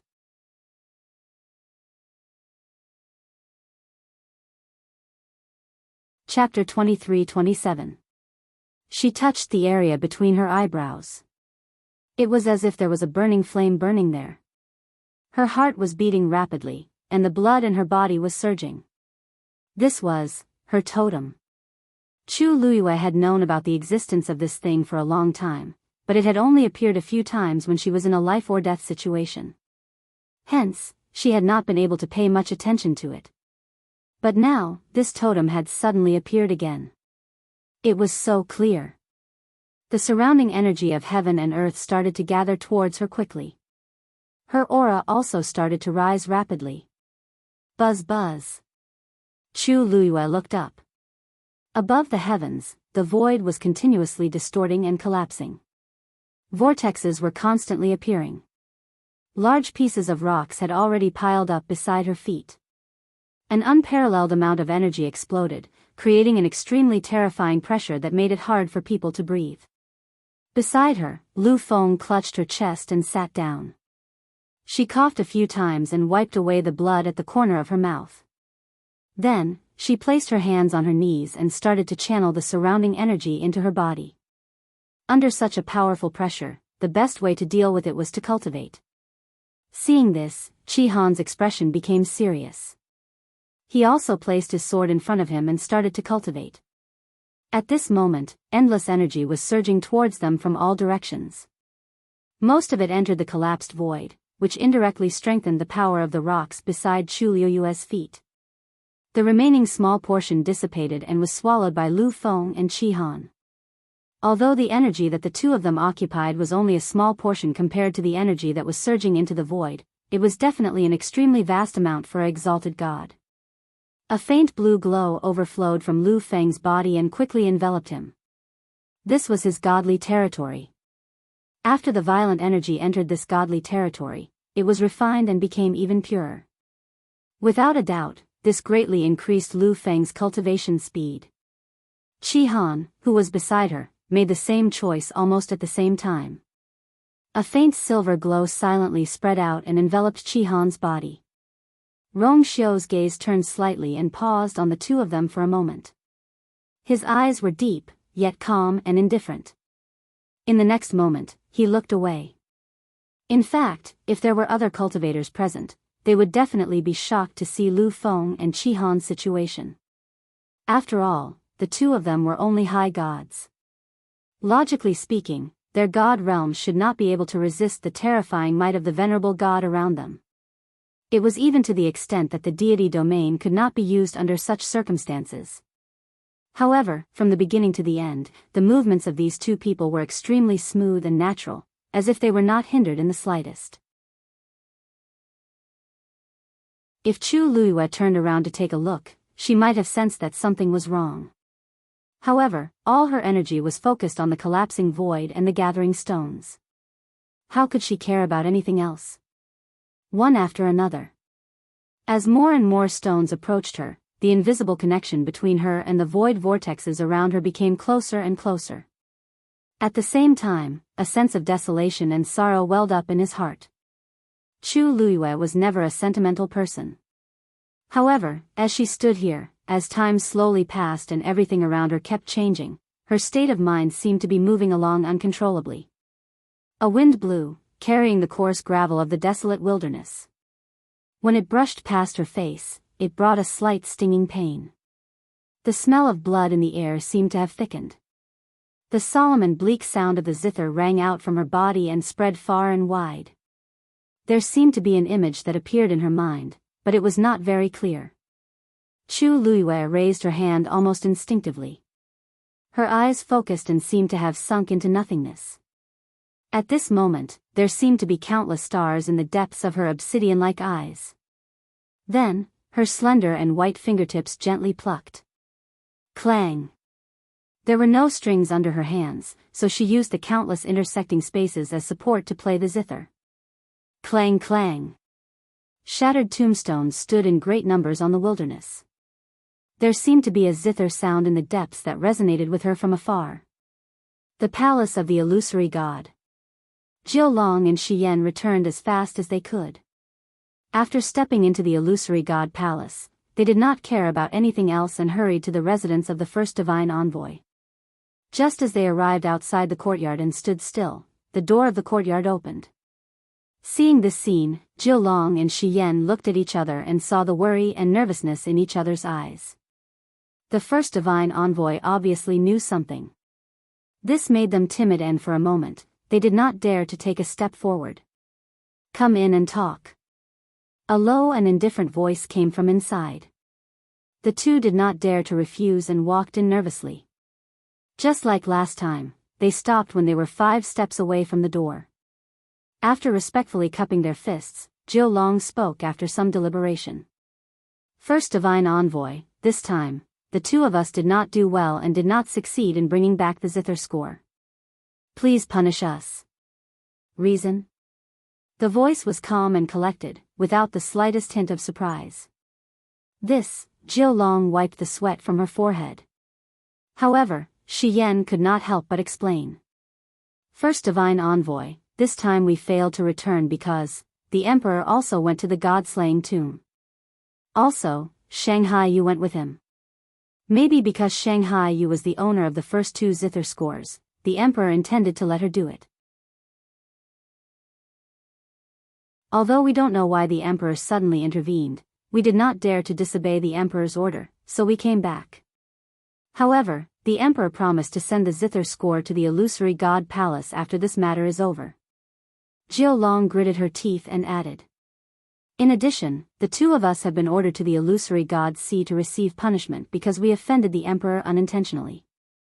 Without the emperor's order, we are not allowed to go out." In other words, after explaining to the first divine envoy, the 2 of them had to go to the illusory god sea. After the 2 of them finished speaking, the room was silent for a long time. This strange silence caused the 2 of them to be somewhat at a loss. Just now, they did not say anything wrong, did they? No matter what, they had explained the matter clearly. If one thought about it, one would understand that this matter was not their fault. Not to mention them, even the first divine envoy did not dare to disobey the emperor's order. Moreover, the emperor had already punished them. What else could be considered enough? Jilong and Shi Yan waited for a long time. "First divine envoy?" Finally, they got a response. "I already know about this matter. You can leave now. You should receive your punishment, but this matter cannot be spread." The 2 of them were stunned. "You mean, the emperor went to the god-slaying tomb?" The voice paused. "Everything and everyone related to the zither score must be kept secret."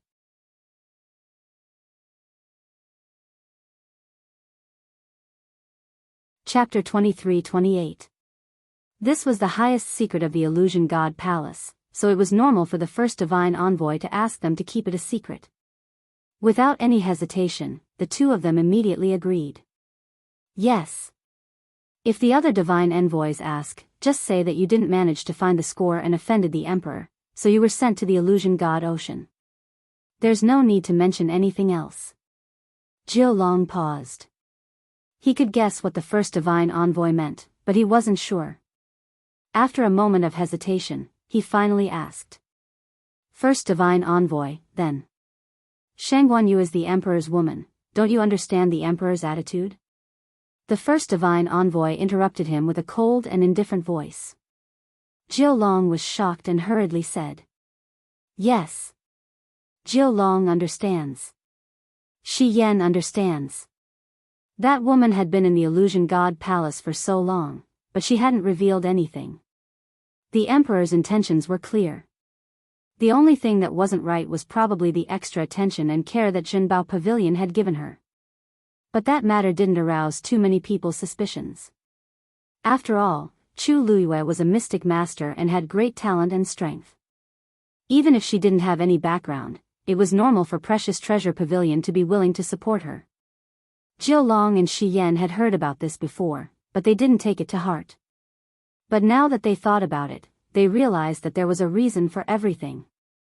It was just that if this reason were to be revealed, who knew how many jaws would drop from shock. The 2 even secretly rejoiced that they hadn't interacted much with Chu Luiyue. Other than the dispute over the score in the god-slaying tomb, they hadn't offended her much. Judging from the emperor's attitude, it was clear that he valued her greatly. It wouldn't be good to provoke her. You may leave.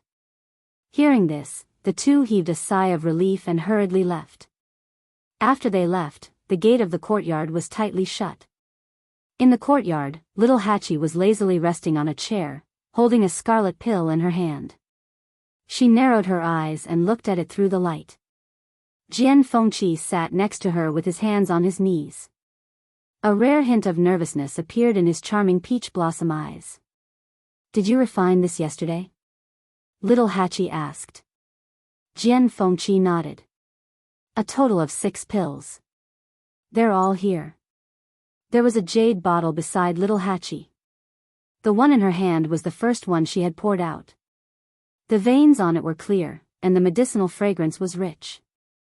This was a top-notch grand physician-level pill. Then, with a light pinch of her fingernails, the pill instantly turned into ashes. Little Hachi. Jian Fengqi's eyes widened instantly. Why did you destroy my pill? Little Hachi blinked. Didn't you ask me to help you refine the pills? This is my answer, there is no need to keep this pill. Go back and continue to work hard. Jian Fengqi's eyes twitched. It took an entire day. You managed to refine a pill of this standard in just one day? As a grand physician, aren't you a little too weak? Little Hachi's words successfully blocked Jian Fengqi's remaining words. Then, little Hachi picked up the jade bottle beside her. With a squeeze of her palm, the jade bottle, along with the pills inside, was instantly turned into ashes. Jian Fengqi suddenly stood up, his handsome features distorted for a moment. With just these, you'll never be able to break through to grand physician level in this lifetime. Little Hachi clapped her hands, took out a snow-white handkerchief, and carefully wiped her hands clean. Jian Fengqi clutched his chest and took a step back. He pointed a trembling finger at little Hachi, but he couldn't say anything. He was angry. He thought that he had suffered enough during this period of time, but he underestimated little Hachi's fighting ability. Last time, he stole a medical book from little Hachi. Although he didn't say it out loud, he was still very grateful to little Hachi. So after he finished refining this time, he specially came to ask little Hachi for help. But what awaited him was an absolutely merciless attack from all sides. Jian Fengqi regretted it for a moment. When he first got the medical book, why did he think that little Hachi was a good person? He was really blind, really blind. Little 8 was finally satisfied when he saw him being angered to this extent. Actually, she wasn't so sharp-tongued in the first place, and she wasn't deliberately targeting Jian Fengqi. It was just that she had suffered too much from Big Brother recently, and needed to find someone to calm down. Seeing Jian Fengqi suffer, little Hachi immediately felt much better. That's right. She was still very outstanding. In fact, Big Brother was still the pervert. Yes, that was it. Thinking of this, little Hachi narrowed her beautiful eyes and said with a smile, seeing that you've worked hard to refine these pills, I'll say one more thing. There are 2 medicinal herbs in here, you've used the wrong ones. Of course I know what's wrong with these pills. Jian Fengqi snorted. Little Hachi was stunned and sat up. Really? Jian Fengqi pursed his lips. Isn't it just raging winter grass and river wood? Originally, we should use wind thousand seeds and devil's snare to replace them. Little Hachi raised her eyebrows and looked him up and down. Oh, I couldn't tell. You really know? Jian Fengqi didn't say anything. He was still distressed over the bottle of pills that little Hachi had just crushed. However, little 8 didn't mind and asked again. Since you know, why don't you change it? If these 2 medicinal herbs are used well, the level of this pill can be raised from senior doctor to senior doctor. Jian Fengqi did have some skills. Otherwise, he wouldn't have been able to compete with Chu Lue for so many years and still be just a hair's breadth away. This in itself was enough to show that he actually had extraordinary talent. Many times, a tyrannical opponent could often stimulate a person's potential to the greatest extent. Jian Fengqi was like this. Although he had been defeated repeatedly over the years, he had unknowingly left countless people far behind. Hearing little Hachi's question, Jian Fengqi sighed. You think I don't want to do this? But Herb Mountain doesn't have those 2 medicinal herbs. How is that possible? Little Hachi's face was full of astonishment. Although these 2 medicinal herbs were precious, they couldn't be considered top-grade rare items. Moreover, what didn't Herb Mountain have? I've asked. They did have them before, but the last batch was harvested decades ago. Although there are new ones, they're not old enough. These 2 medicinal herbs required at least 100 years of age. He had no choice but to give up. Little Hachi blinked and then stood up. Impossible. Herb Mountain has always been guarded by the 8th Oracle. How could she make such a low-level mistake? No matter what kind of heavenly treasure, when harvesting it, must not be completely seized. Instead, the foundation must be left behind. Little Hachi's heart suddenly burned with a ball of fire. Is she crazy?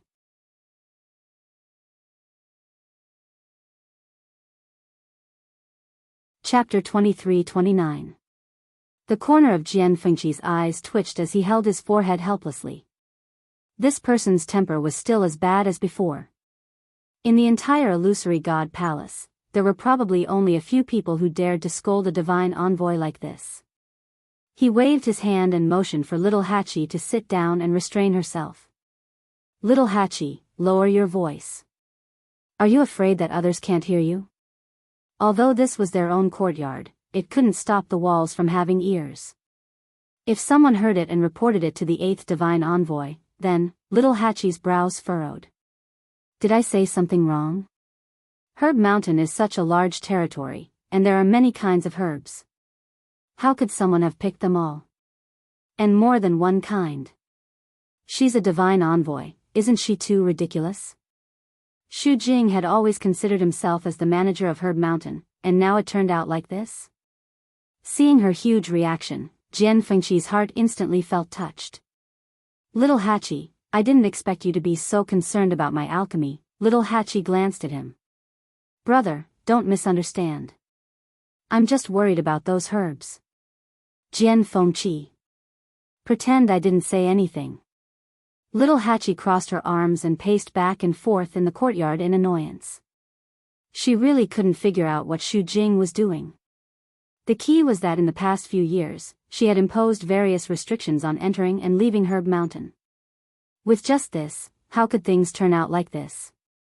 Little Hachi struggled for a while and finally couldn't help but walk out. Jian Fengqi hurriedly asked. Hey, where are you going? Little Hachi was angry. To Herb Mountain. I want to see if she deliberately hid the herbs or if she really let someone use them all. Jian Fengqi was stunned. Strange, when did little Hachi become so angry? He wasn't angry himself, so why was she so angry? Seeing that little Hachi was really going out, he hurriedly stood up to stop her. Little Hachi, I think we should just forget about it. Is she the 8th Oracle? If he really let her go there so excitedly, she would definitely cause trouble. Little Hachi raised her eyebrows. What?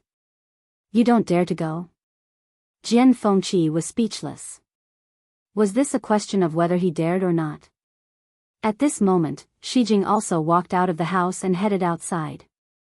Seeing the two of them standing at the door, he greeted them. Yo, little Hachi, are you going to Herb Mountain again? Little Hachi nodded. That's right. How did 4th brother know? Yoshii suddenly paused and staggered. He quickly supported himself on the door and coughed. Ahem, I heard you guys talking about this just now. Does 4th brother also support me going? Little Hachi pouted and asked pitifully, 4th brother, you have no idea what Xu Jing has done to Herb Mountain. Shijingo glared at him and immediately patted his chest. Go. In this illusion god palace, where can't little Hachi go? Don't worry, with 4th brother here, no one will bully you. When 4th brother is done, I'll go find you. 4th brother is still going to the lightning pool? That's right. Shijing nodded. I think they don't plan on unsealing it yet. I really don't know how long they'll drag it out. his tone was filled with dissatisfaction. He had been going there almost every day recently, and little Hachi was already used to it. She nodded in agreement. It's a bit too much. Fourth brother, you go first. I can handle my own matters. Don't worry. Jian Fengqi, who was standing at the side, was confused. These two. What were they talking about? Why did it sound like those oracles really couldn't do a good job and they were very dissatisfied with it? Chu Luiyue was used to being arrogant. Why were the 13 Yu guards learning from him? They didn't even have a bloodline totem, but each of them was more arrogant than the other. Lightning Pool, Herb Mountain, why did it sound like it was her territory? Mitsui responded and gave her a thumbs up, praising her. Thank you for your help. Little Hachi, you're so beautiful today. 81st smiled, then asked, what's the matter? You weren't beautiful yesterday? Mitsui immediately said with great sincerity, Little Hachi is beautiful every day. The second most beautiful woman in the world. The number one beauty was their master. This was the tacit agreement of the 13 Yu guards. Hearing this, Little 8 was indeed satisfied, and only then did he wave his little hand. Then fourth brother, goodbye. Only then did Shijing leave. After taking a few steps, Shijing lightly slapped his own mouth. Who told you to be so talkative? Who told you to be so talkative? Actually, when he was in the room, he had been thinking about the lightning pool. He didn't hear a single word of what little Hachi and Jian Fengqi said outside. When he was about to leave, he coincidentally bumped into them and a sentence came out just like that. Luckily, he managed to cover it up. Shijing took a deep breath, then quickened his pace and walked forward. With Shijing's support, little Hachi immediately became more confident and went straight to Herb Mountain. Jian Fengqi saw that he couldn't persuade her, so he could only follow her. Little Hachi looked back at him and teased. Why, aren't you worried that you'll cause a lot of trouble if you go with me? Jian Fengqi said seriously. No matter what, this matter started because of me. I can't just sit back and do nothing. Little Hachi was interested and asked. Then if I fight with Shu Jing, Jian Fengqi said without hesitation. I'll cheer for you. Little Hachi, she knew that she couldn't rely on this brother of hers. The two of them were very fast. Herb Mountain was the same as usual. People came and went, and it was very lively. When they saw little Hachi coming over, many burning gazes fell on her. At the same time, some of them glanced at Jian Fengqi with hostility. Jian Fengqi was silent for a moment. Little Hachi, I'm a little regretful. Can I go back now? Little Hachi walked forward without looking back. What are you afraid of? Let them look. It's not like you'll lose a piece of meat. Jian Fengqi. You won't, but I might. It wasn't that he hadn't been looked at by so many people at the same time, but they were usually women. It was the first time that so many men were staring at him at the same time. Young Master Jian was really panicking. Little Hachi laughed. I see that many girls are looking at you too. Jian Fengqi's looks were top-notch, and he was suave and elegant. It was normal for girls to like him. Swish. Jian Fengqi pushed open his fan and covered half of his face as he softly said, I'm sorry. Shoo, don't talk nonsense. It's not good if others hear you. Little Hachi understood. I'm afraid that little Hongyu will hear me. But she's been cultivating in seclusion in her room recently. Jian Fengqi's eyebrows twitched. How do you know that she won't suddenly appear here? This was what she was best at, all right? He was busy defending himself and didn't deny the first half of the sentence. Little Hachi pursed her lips and smiled meaningfully. Forget it. Let's go see if there are any more of those two herbs. After saying that, she ran in a certain direction. Jian Fengqi said, wait, it's not there. He had been here before and was clearly in the opposite direction. Little Hachi blinked. It's here. Digression, 13 Yu guards, gradually recovering lost territory 6:00 p.m.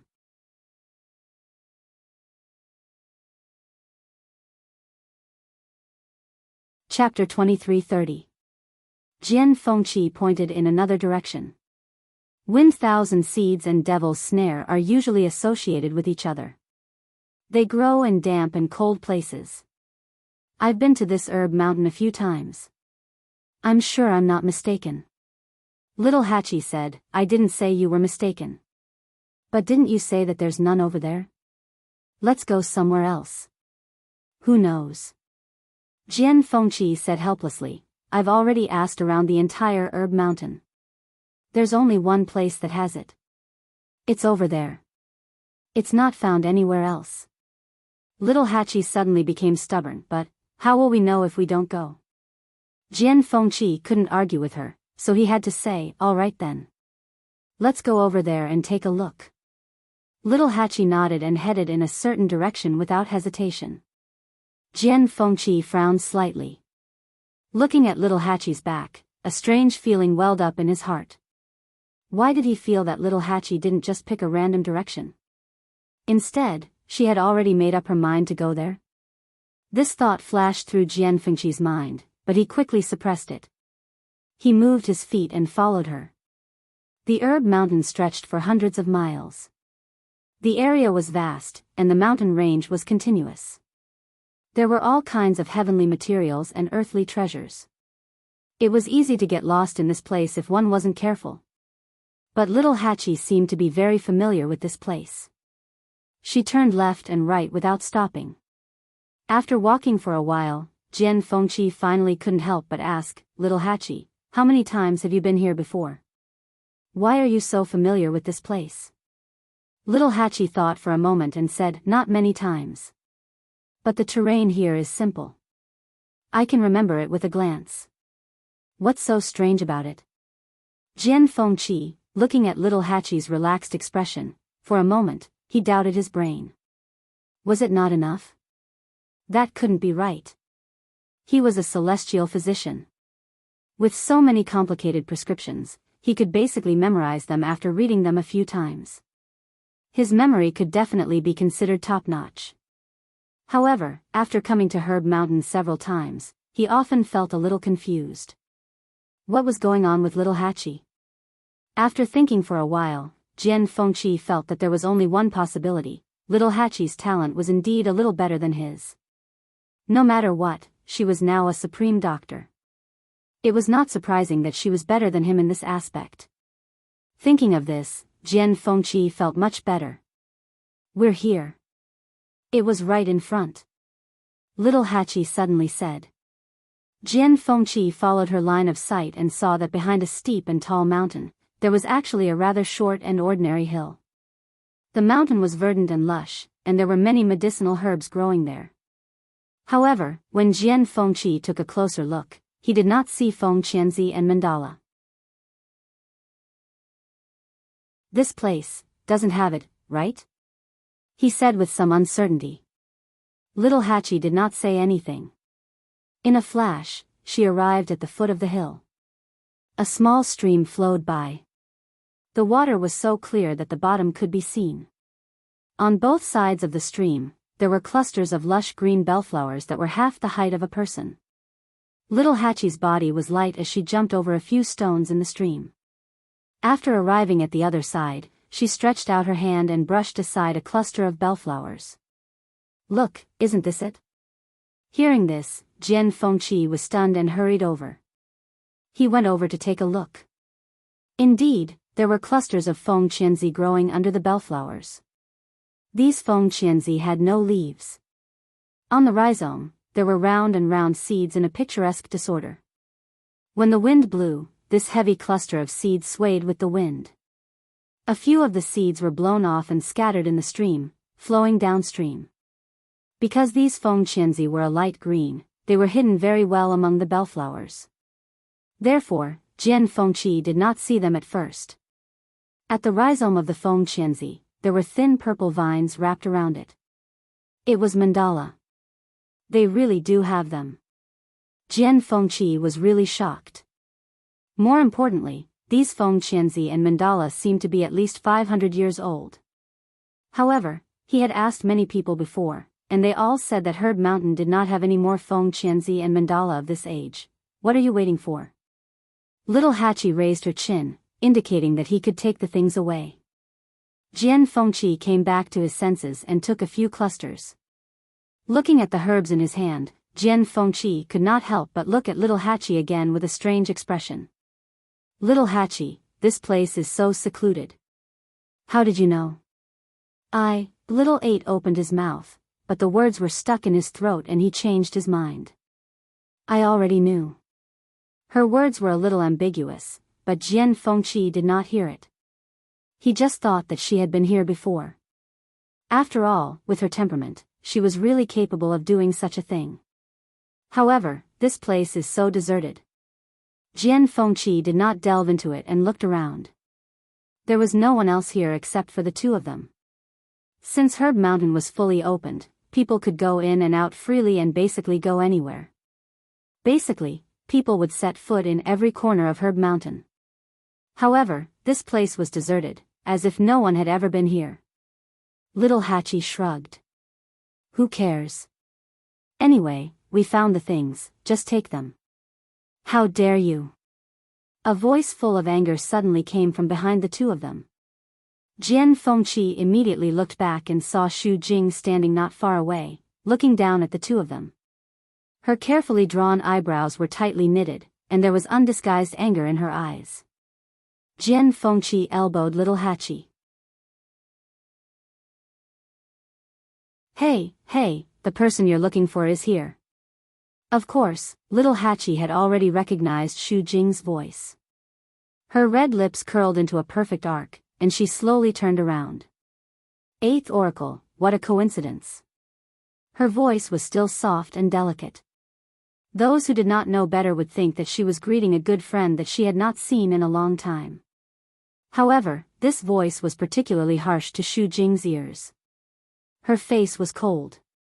You are really getting bolder and bolder. How dare you trespass here? Do you know where this is? Little Hachi said honestly. I know. Isn't this Herb Mountain? Wasn't it just opened not long ago? Why are we not allowed to come here now? Xu Jing was so angry that her whole body was trembling slightly. This is the private land of the Oracle. How can you step in as you please? Little Hachi and Jian Fengqi immediately understood. So this is your residence. I'm sorry, we really didn't know. Xu Jing was in charge of the affairs of Herb Mountain. She usually spent most of her time here. Even the other oracles did not set foot in this place. However, she never expected that these two people would come here just because she went back to the palace of the illusory god and came back a little late. You want to shirk responsibility just because you said you didn't know? Xu Jing was so angry that she laughed. Little Hachi spread her hands. Eighth Oracle, you said that this is your territory, but you didn't even leave a sign. Who would know? Xu Jing coldly reprimanded. Why not? The barrier outside.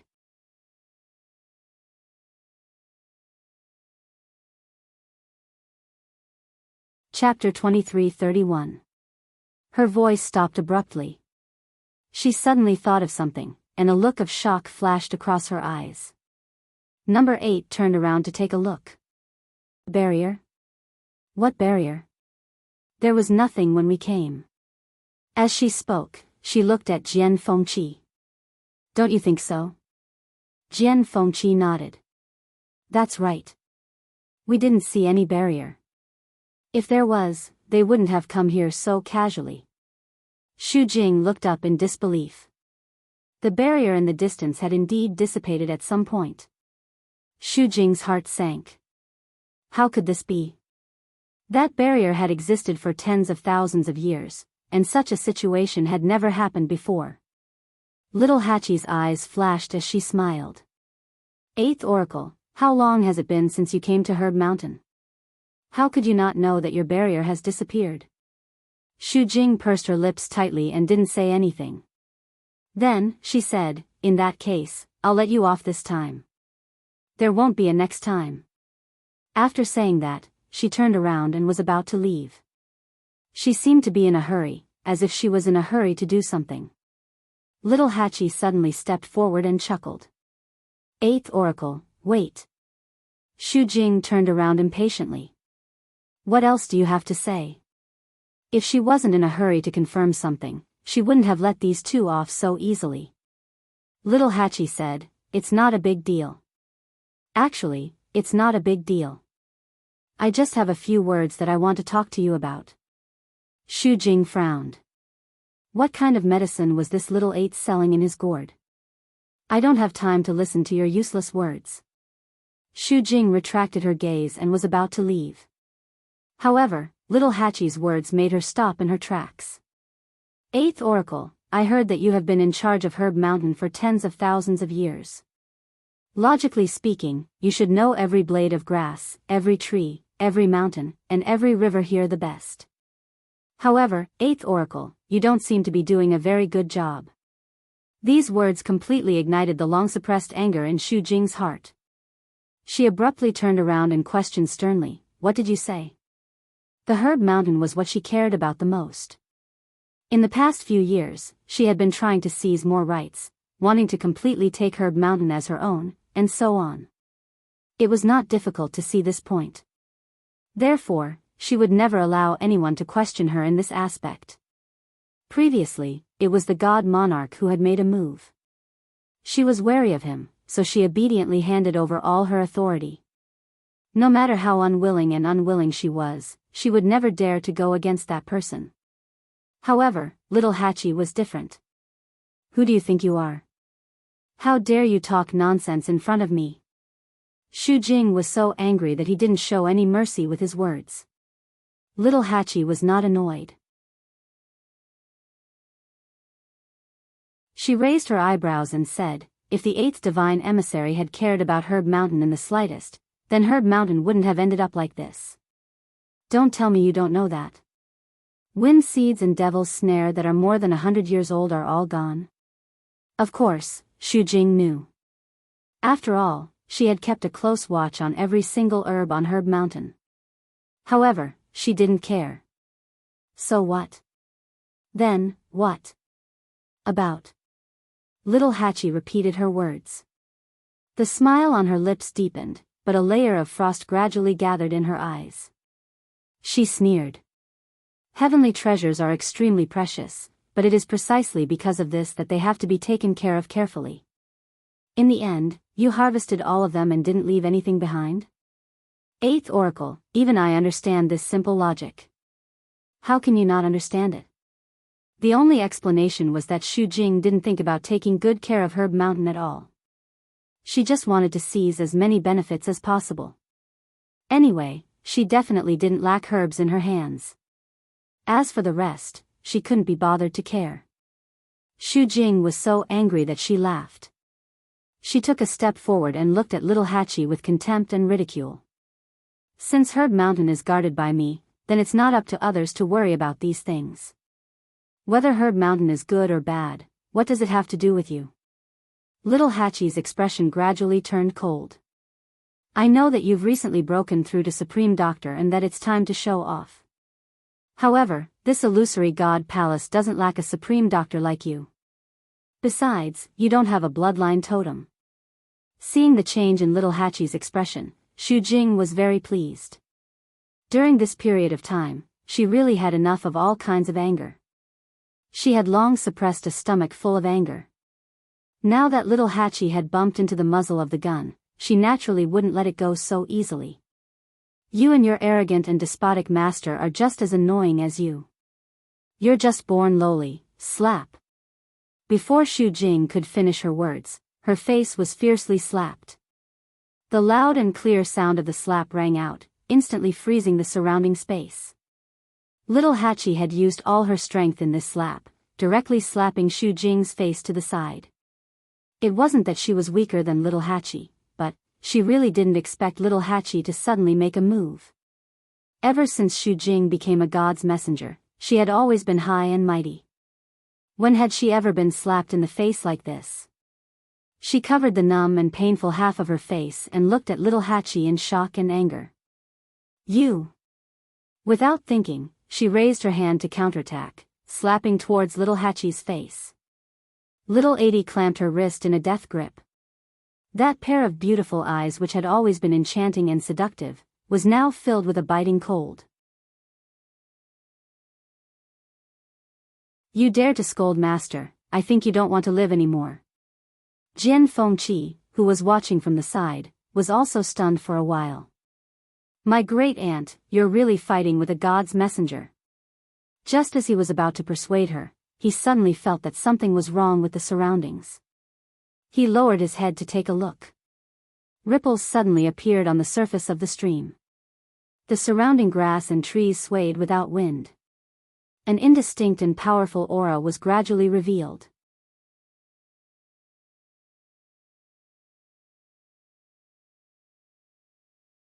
Chapter 23:32. Shock flashed across Jian Fengqi's eyes. This pressure seemed to be coming from little Hachi. But wasn't she the exalted god? How could she cause such a big commotion? However, Xu Jing was still angry and did not realize that something was wrong. She clamped down on little 8's wrist and raised her hand to hit him again. Chi! The sound of something breaking through the air suddenly came, and a folding fan hit her wrist hard. Xu Jing felt the pain and subconsciously let go of her hand. She looked at Jian Fengqi angrily. You! Jian Fengqi hurriedly said. Oh, I'm so sorry. I wanted to stop little Hachi, but I didn't expect to hit you. 8th Oracle, are you okay? Xu Jing was furious. Jian Fengqi was clearly helping little Hachi. Good. Good. You two are really going to rebel. Little Hachi stared at Xu Jing. Her red lips curled into an enchanting smile, but her eyes were extremely cold. Oh. Who did you say was going to rebel? Her voice was as soft and sweet as ever, but her tone now carried an indescribable majesty. Xu Jing's heart trembled as she subconsciously exchanged glances with little 8. She did not know why, but when she met those cold and smiling eyes, she suddenly felt a strong sense of uneasiness. Those eyes seemed to be able to see through everything, straight to the deepest part of her heart. The bellflowers swayed, the stream flowed faster, and the waves surged. Little Hachi said. Xu Jing, this herb mountain, you are not qualified to be in charge. Xu Jing was like a cat whose tail had been stepped on. She screamed. If I'm not qualified, do you think you are? Little Hachi did not say anything and just stared at her. The letter hanging from her waist began to tremble slightly. The words on it were rich and bright, as if they were about to burst out of it. It seems that if I don't teach you a lesson today, you won't realize what you've done wrong. As soon as she finished speaking, Xu Jing's aura suddenly surged. However, little Hachi's face did not show any signs of panic. Instead, the corners of her lips curled into a mocking smile. Jian Fengqi glanced at her and the corner of her eyes twitched. How could little Hachi still smile at a time like this? She was really not afraid of offending Xu Jing. Jian Fengqi's figure moved, and he came to Xiao Ba's side. He pulled her behind him and said softly, he whispered, Little Hachi, you're too bold. With this slap, how would Xu Jing take revenge on her? How would she continue living in the future? Little 8, on the other hand, brushed his hair behind his back and smiled enchantingly. What's there to be afraid of? I'd like to see how she's going to teach me a lesson. Jian Fengqi was about to say something when he suddenly saw a barrier slowly appear not far away. The barrier was pale green and had some strange patterns engraved on it. After taking a closer look, Jian Fengqi realized that it was a Xian formation. However, this Xian formation was filled with countless patterns and lines. It was extremely complicated. If one looked at it for a long time, it would give them a headache. Jian Fengqi retracted his gaze. He was still a little shocked. Is that the barrier that the 8th divine envoy mentioned before? Little 8 turned around to take a look as a smile appeared in his eyes. Jian Fengqi did not see her current expression. He was worried, but he still looked at Xu Jing. If it was a divine envoy, the two of them would definitely not be able to defeat him.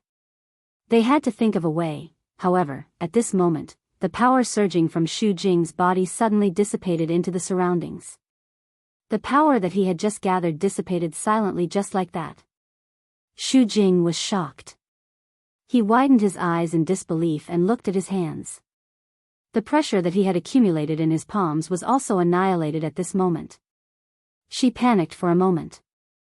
Then, she tried to mobilize the power around her body again. However, before she could do anything, the power dissipated again. Xu Jing's heart sank. Then, she suddenly thought of something and raised her head to look ahead. The barrier had reappeared at some point. The power that had dissipated from her body was also quietly surging toward the barrier. It was the barrier that was forcibly depriving her of power. Xu Jing felt as if a basin of cold water had been poured over her head.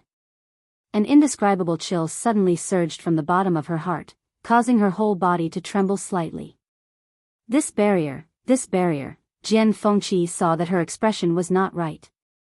He also looked back and was shocked on the spot. Wasn't this the 8th Divine Envoy's barrier? Why did he suddenly turn around and attack her?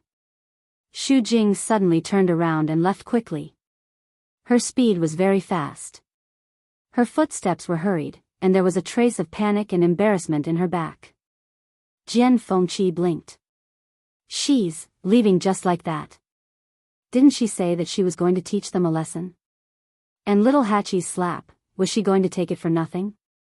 This 8th Divine Envoy is really interesting, Jian Fengqi said. He looked at little Hachi and asked with some concern. Although she's gone, with her personality, she definitely won't let today's matter go. Little Hachi smiled. What are you afraid of? She's like a clay Buddha crossing a river now. She can't even protect herself. How can she have the time to care about us? What do you mean? Look at that barrier. She's in charge of looking after the herb mountain, but she can't even control this. Little Hachi sneered. I thought she was very powerful. It turns out that she's just strong on the outside but weak on the inside. What a waste of my feelings. Jian Fengqi, little Hachi. Don't you think you're getting more and more arrogant? How many people dared to scold the 8th Divine Envoy like this? Yes, she didn't just scold her, she even slapped her. Jian Fengqi felt that Xu Jing had probably never been bullied like this before. Just look at her expression just now. It was as if she couldn't wait to tear little Hachi apart. Little Hachi blinked her beautiful eyes. Her thick and curly eyelashes trembled slightly like small fans. She looked around and said modestly, I didn't. Jian Fengqi trembled all over. He cupped his fist and took a step back. My dear lady, let's talk things over. His little heart was still trembling when he thought of little Hachi's slap just now. Little Hachi snorted softly and walked back while twisting her waist. Jian Fengqi thought for a while and followed her. He asked with some concern. By the way, I'm afraid that Xu Jing will really hold a grudge against us this time. Little Hachi yawned carelessly. She's always been like this.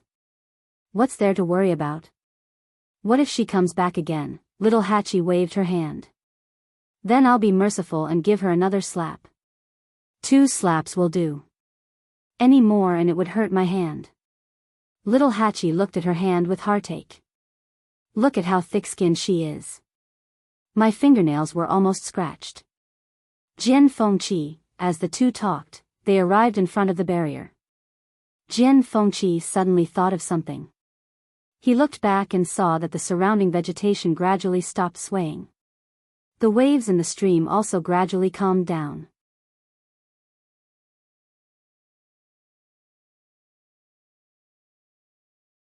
Chapter 23:33. Just like that, everything returned to normal, as if nothing had happened. He frowned and glanced at little Hachi subconsciously. He wanted to ask something, but he didn't know where to start. What should he ask? Should he ask if the commotion just now had anything to do with little Hachi? And the sudden appearance of this barrier, Jian Fengqi shook his head and dispelled that ridiculous thought. Xu Jing had said that this barrier had been here for a long time. How could it have anything to do with little Hachi? At this moment, little Hachi had already arrived in front of the barrier. When he was still 10 steps away from the barrier suddenly dissipated. Little Hachi waved at Jian Fengqi. What are you waiting for? Let's go. Jian Fengqi was stunned for a moment, but then he followed her. It was probably a coincidence. After all, when they arrived, the barrier had also mysteriously disappeared. Little Hachi, why do you think that barrier is not controlled by the 8th oracle? Isn't this her territory? Little Hachi smiled. How would I know? Xu Jing hurried back to the palace of the illusory god. She wanted to look for the first oracle, but halfway there, she remembered that she had asked for an audience several times before, and without exception, she had been rejected. If she went again this time, the result would probably be the same. Xu Jing gritted her teeth, turned around, and walked toward the residence of the second oracle. Just as she arrived at the door, before she could knock, she bumped into Yu Qian, who was walking from the other side. It seemed that he had just returned. Second oracle. Seeing Yu Qian, Xu Jing hurried forward. I have something important to report. Yu Qian was in a gloomy mood. He didn't want to pay attention to her, but when he heard her, he looked up at her and saw that her expression was not right, so he stopped. What's wrong? Just as Xu Jing was about to speak, her gaze suddenly froze as she saw a bloody wound on Yu Qian's hand. It looked like he had been bitten by something. Second oracle, the wound on your hand. Yu Qian's face darkened. I was bitten by a beast on the Divine Beast Mountain. Xu Jing was shocked. What?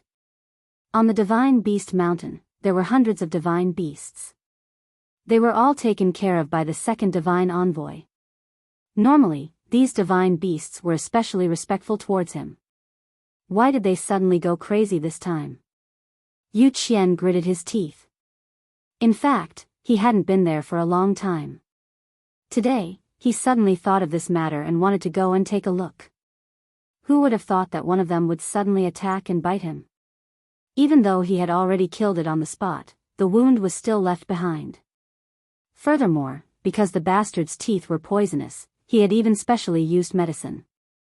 Therefore, when he saw Xu Jing at this moment, his mood was at its worst.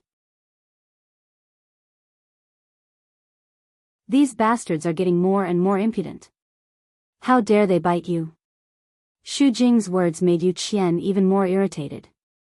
He asked coldly, okay, it's already over. There's no need to mention it again. But you said that you have something to report. What happened?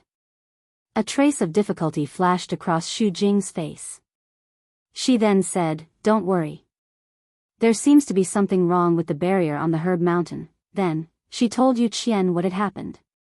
However, she deliberately skipped the part where little Hachi had attacked.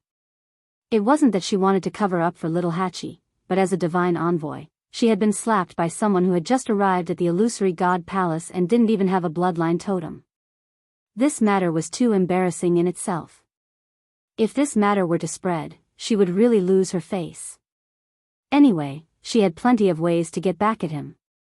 After speaking, Yu Qian didn't speak for a long time. Xu Jing was a little nervous. Second divine envoy, what happened to your face? Yu Qian suddenly asked. Xu Jing was startled. Then, she suddenly realized something. There was still a palm print on her face. She had actually forgotten about this matter. Just now, she had rushed over in a hurry. Her mind was only thinking about the barrier. How could she remember this? In the end, Yu Qian saw it. Xu Jing lowered her head in embarrassment. Yu Qian asked, was this slapped by little Hachi? Xu Jing braced herself and nodded. Yu Qian suddenly laughed. Xu Jing, you are the 8th divine envoy. How could you be slapped like this? What are you doing? Seeing that Yu Qian was angry, Xu Jing's heart skipped a beat. It's because she attacked too suddenly. I didn't check in. Yu Qian looked at her coldly. Xu Jing's remaining words were suddenly stuck in her throat. Her face was green and white. After a long time, she finally said. Xu Jing is incompetent. You are indeed incompetent. Yu Qian didn't give Xu Jing any face.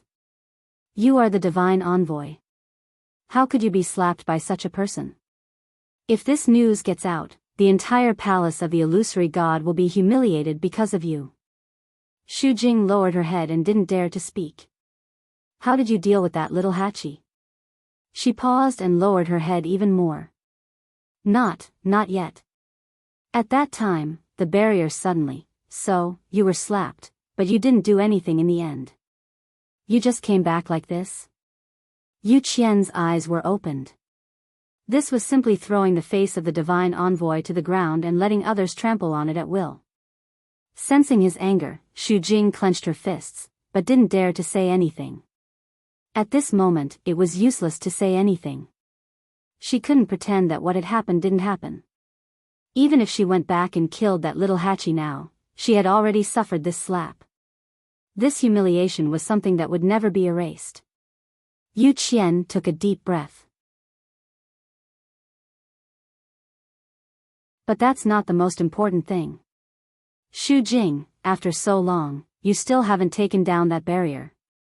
Xu Jing's face turned pale, and her legs went weak.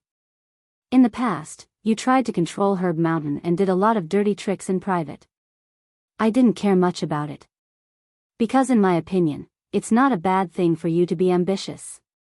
At the very least, it can help you solve the problem of the barrier more quickly and smoothly. But now? You used public power for private purposes. Not only did you alarm the emperor, but you didn't make any progress on the problem of the barrier at all. Xu Jing, you disappoint me too much. Xu Jing almost couldn't bear the series of accusations and reprimands. After a while, she finally managed to find her voice.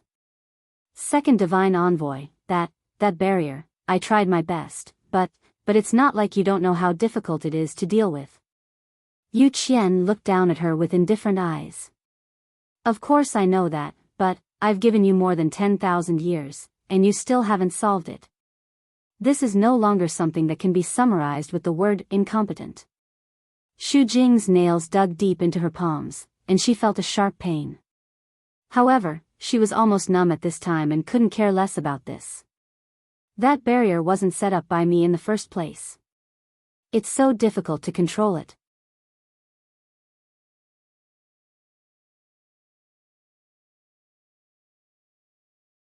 Chapter 23-34. On the other side, little Hachi and Jian Fengqi returned to their residence. As soon as they entered the courtyard, they saw a familiar figure. It was Yan Qing. Seeing little Hachi and Jian Fengqi come in together, Yan Qing stopped and took the initiative to speak for the first time. You went to the Herb Mountain? Little Hachi walked over with a smile. Brother Yan Qing, how did you know? Yan Qing paused and pursed his lips. Little Hachi saw his reaction and was very happy. This person really couldn't stand a little teasing, but it happened that this kind of person was the most interesting to tease. Little Hachi stepped forward and patted him on the shoulder. Brother Yan Qing, you seem to be very concerned about me? Yan Qing looked down and glanced at her hand.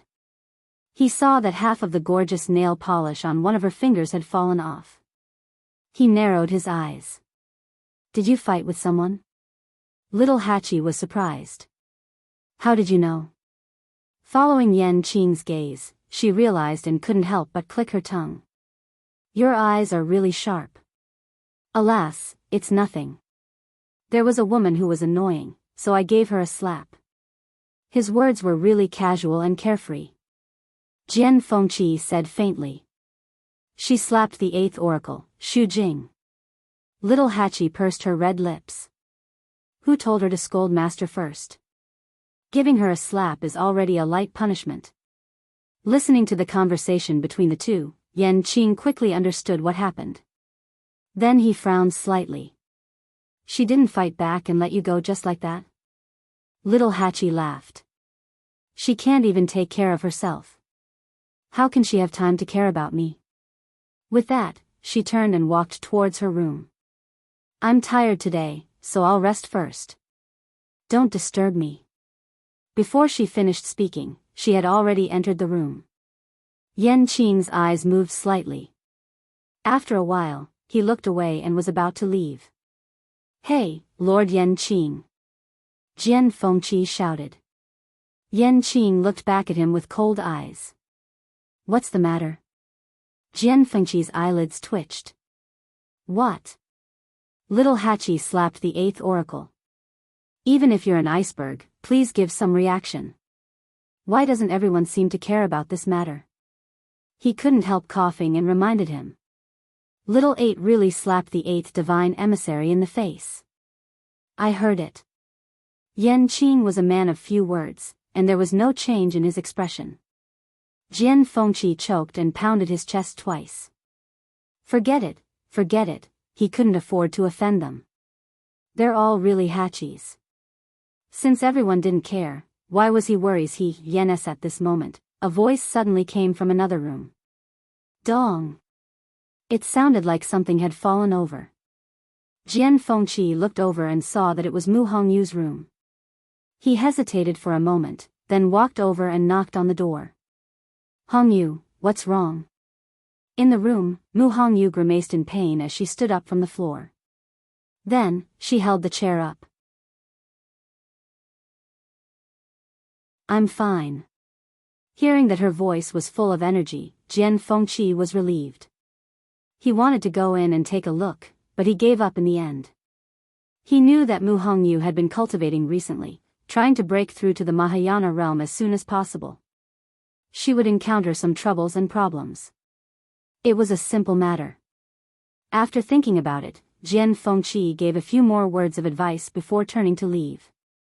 When he looked back, Qing was already gone.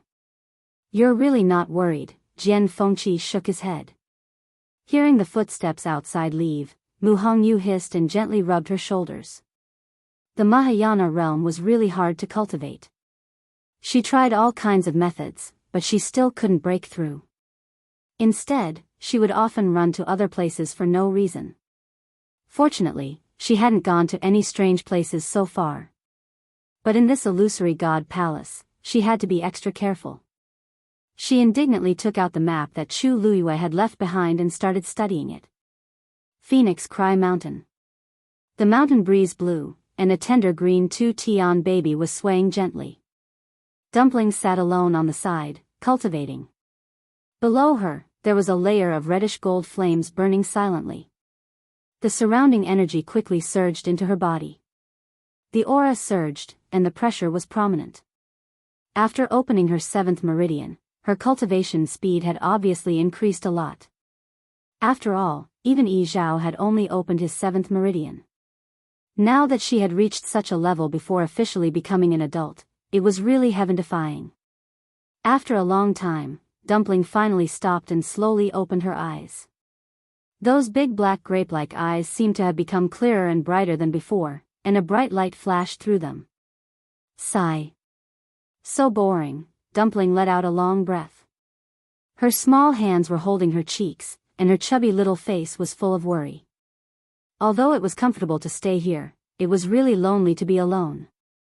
The key was that Yu wasn't in the illusory god palace, and she couldn't find anyone to talk to. Dumpling sighed again. She suddenly sensed something and quickly turned her head to take a look. There was nothing behind him, nothing at all. Dumpling blinked. Strange. She clearly felt a pair of eyes looking at her just now. Dumpling's big eyes turned and retracted her gaze. She reached out and gently touched the 2-tian baby's leaves. It grew very quickly here, and now it had 5 leaves. Verdant and tender, full of vitality. As if affected by it, Phoenix Cry Mountain seemed to be more lively than before. At the foot of the mountain, some green sprouts had already grown on the originally bare ground. Although it had just grown out not long ago, it looked exceptionally pleasing to the eye. When will I be able to open my 9th meridian? Dumpling muttered softly. In the past, she didn't care much about this matter. Even if she knew that she had the purest bloodline, she didn't think too much about it. But now it was different. Only by opening the 9th meridian could he save Grandpa Chief, moreover, only by being strong enough could he protect Ayu. As she spoke, she suddenly struck out with a backhand attack. A cluster of reddish gold flames flew out. Come out.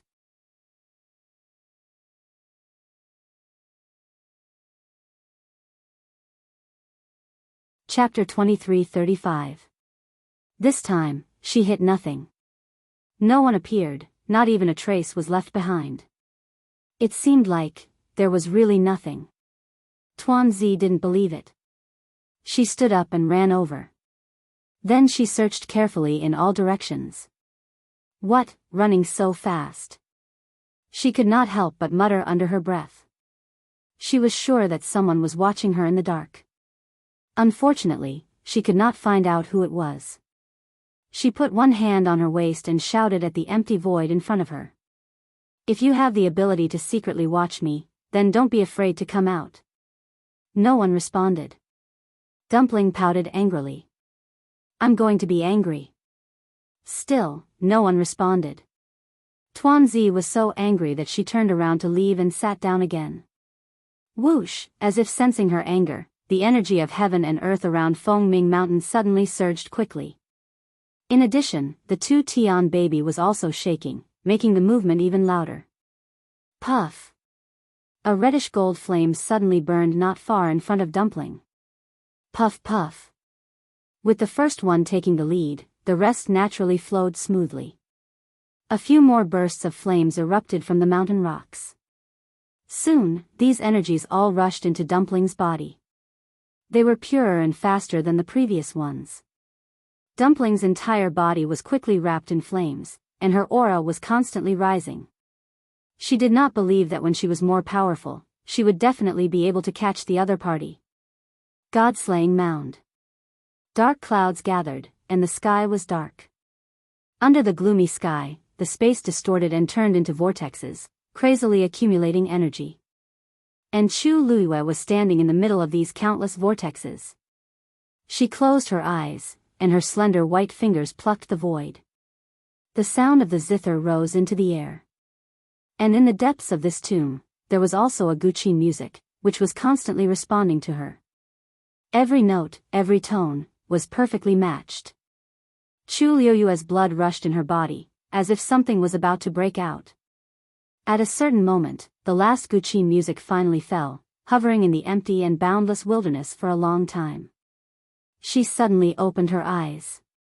Then, she waved her hand gently, and the countless vortexes above fell down one after another. One by one, they entered the stone beside Chu Luiyue's feet. Countless holes were torn in the void, and for a time, violent spatial turbulence surged. At first glance, the surrounding space was like a soft and fragile piece of cloth that could be easily torn apart. However, these did not pose any threat to Chu Luiyue. Those terrifying auras only lingered in their own positions and did not approach Chu Luiyue at all. Of course, it was very likely that this was because the more terrifying part of the spatial energy was actually under her control. Chu Luiyue raised his hand. A stone at his feet flew over and entered his interspatial ring.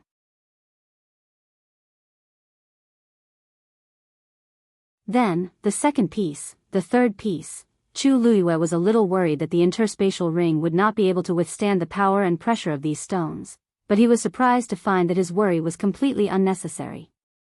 The interspatial ring didn't seem to be affected at all when the last stone entered it. It was silent, tolerant, and powerful. She stared at the interspatial ring, and then said to Rong Xiu, "This ring is really much more powerful than I expected." This ring was given to her by Rong Xiu, and it was the most precious treasure of the Yuntian Tower. Rong Xiu smiled and said, "Yes. Of course, anything given to you is the best." Chu Luiyue's heart warmed. Then, she raised her eyes and looked forward with a slightly serious expression. Rong Xiu asked, "Do you have the whereabouts of the zither score?" Chu Luiyue nodded and then shook her head. "Actually, if I'm not wrong, that zither score should already be in my hands." Rong Xiu raised his sword-like eyebrows slightly. Chu Luiyue pondered for a moment, as if she was thinking about how to explain. Every note of the last zither score is hidden in the void. So just now, when I used the 2 zither scores to summon the third one, such a scene appeared. The void was constantly twisting and collapsing, and vortexes appeared one after another. The third zither score was successfully summoned, but because it had completely merged with the void and was cut into 3,000 pieces, in the end, there was not a single complete piece. Of course, to be precise, there were the broken tombstones. Now, they were all lying in Chu Liuyue's interspatial ring. In this way, it was not wrong to say that she had already obtained the zither score. It was just that, she probably still needed to completely piece it together and reassemble it. No wonder Senior Ah Jing didn't notice the existence of the last zither score back then.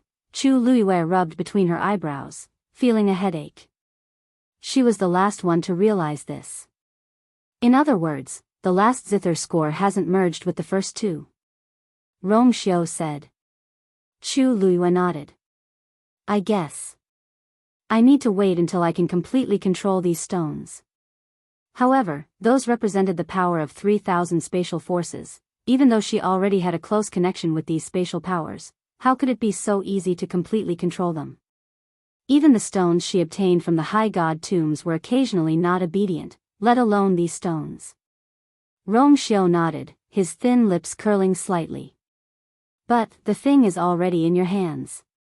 Completely merging is only a matter of time. Yes. Chu Liyue let out a long sigh of relief. As long as she reassembled the last zither score and merged it with the first 2, all the problems would be solved. Since this matter is over, we should return to the illusory god palace as soon as possible. I wonder how the 2 divine envoys are doing now. As she spoke, she saw Rong Xiu raise his chin. I'm afraid we'll have to wait. Chu Liyue followed his gaze and raised her eyebrows. Lu Feng and Qihan were still in the same place, enveloped in divine territory, constantly devouring the power around them. And the aura around them was several times stronger than before. Chu Liuyue's eyes flashed as she murmured softly. Are they about to break through to Venerable God? Digression, I'm going out today. I don't want everyone to wait, so I'll owe you one. Moi.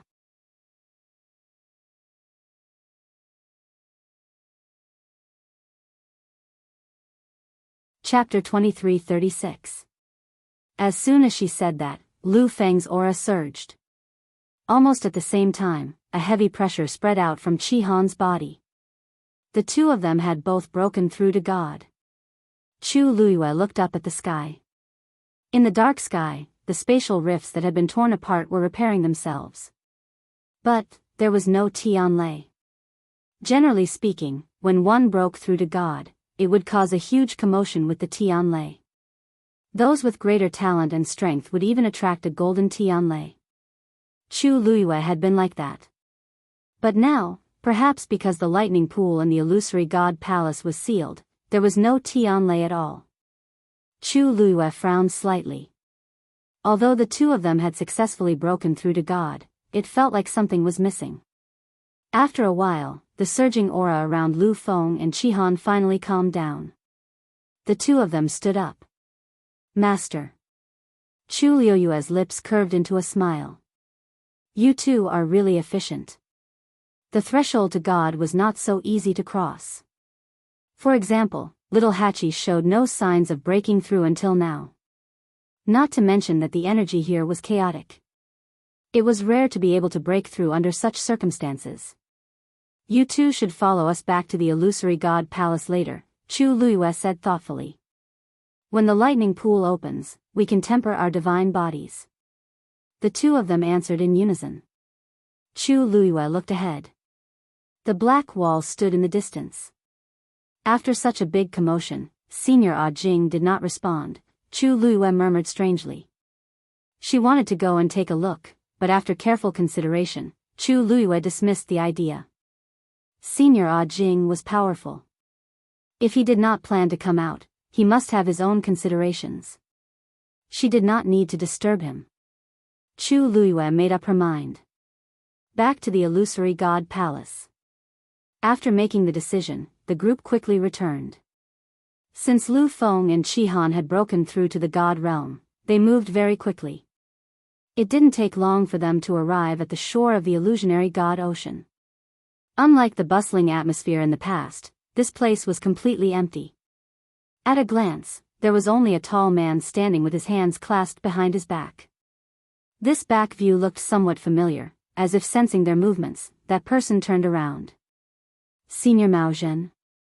It was indeed him. Chu Lu was very surprised. Why did you suddenly come? Mao Zhen stroked his beard. This old man has already laid down heavy guards at Divine Dragon Island. I thought that I should come here to take a look, so I came over. Now, all the experts of the Divine Ruins world were heading over here. There was no need for him to say anything. With Mao Zhen around, Chu Luyue immediately felt more at ease. She nodded her head and looked around her again. Why are you alone here? Mao Zhen said, when this old man came, there wasn't anyone here. I was just about to go up when I bumped into you guys. Hey, where did you guys go? Chu Luyue smiled. Because of some matters, I returned to the god-slaying tomb. Mao Zhen was a little surprised. Didn't you say that the seventh divine envoy guards the heavenly gate very strictly? Why? This doesn't seem to be the first time she came out, right? Is the seventh divine envoy so easy to talk to? Chu Luyue smiled and said, yes. Yeah, he didn't seem too happy. But so what? Mao Zhen was speechless. Looking at Chu Luyue's nonchalant expression, Mao Zhen deeply felt that her question was really not up to standard. I should have known that this girl wouldn't be willing to reason under such circumstances. What a coincidence that we arrived at the same time. Mao Zhen chuckled. Even though this old man has long heard of the illusionary god palace, this is my first time here. Chu Luyue had briefly chatted with him before. The great phoenix dragon's ancestor, Mao Lin, also came from the illusionary god palace. But later, these two ancient divine beasts left the illusionary god palace. Now Chu Luyue already knew some of the rumors back then, so he guessed that the departure of the great phoenix dragon and the crimson gold heavenly phoenix should also be related to that incident. But the specific truth was hard to say. Chu Luyue raised his hand. Senior Mao Zhen, please. Passing over the illusionary god sea again, Chu Luyue could vaguely feel that he seemed to be able to vaguely feel that several spatial forces below were intertwining with each other. In the silence, undercurrents were surging. Chu Luyue glanced down and frowned slightly. Rong Xiu noticed her movements and looked over. You, Chu Luyue said softly, this illusionary god sea is really more powerful than expected. She had already faintly sensed that what she saw last time was actually just the tip of the iceberg. Diwu Zhangzhou was trapped in the deepest part of this sea. If they wanted to rescue him, they indeed needed to make sufficient preparations. Then, they successfully reached the silver bridge and walked toward the divine gate. Just as they arrived in front of the divine gate, the barrier opened automatically. Chu Luyue was stunned. The so-called divine gate doesn't seem that difficult to enter? As Mao Zhen spoke, he stepped into it. Mio, Chu Luyue was about to stop him when he saw that Mao Zhen had already walked in. Then, nothing happened. Everything was as usual. Chu Luyue waited for a while, but the seventh divine envoy didn't appear. Mao Zhen turned around and waved at them. What are you waiting for? Come here. Rong Xiu held Chu Luyue's hand and walked in. Lu Feng and Qi Han followed closely behind. After entering, Chu Luyue looked around. This place was empty as usual, but there seemed to be a slight difference. It seemed to be more deserted than before. The seventh god is so busy that he doesn't even guard the divine gate? Chu Luyue narrowed his eyes slightly. Jin Yunlai wasn't such a person. Besides, even if he really had something to do, he could have asked the other divine envoys for help. But, there was nothing. Perhaps he was delayed by something? Mao Zhen asked. What could be more important than guarding the divine gate? This was the only entrance to the illusory god palace. Its importance was needless to say. Swoosh! A sound of something breaking through the air suddenly came from afar. Chu Luiyue and the others looked up and saw a figure passing through the air, heading in the direction of the illusory god palace. Wait, the illusory god palace. Chu Luiyue's heart skipped a beat as he stared at that person. He didn't turn in any other direction. He was heading straight for the illusory god palace. Soon, another person was heading in another direction. He wasn't slow, as if he was in a hurry to do something. Chu Luiyue frowned slightly. The illusory god palace was sacred and honorable. Most people here could only look at it from afar. What was going on this time? Chu Luiyue hesitated for a moment and said, "Let's go and take a look."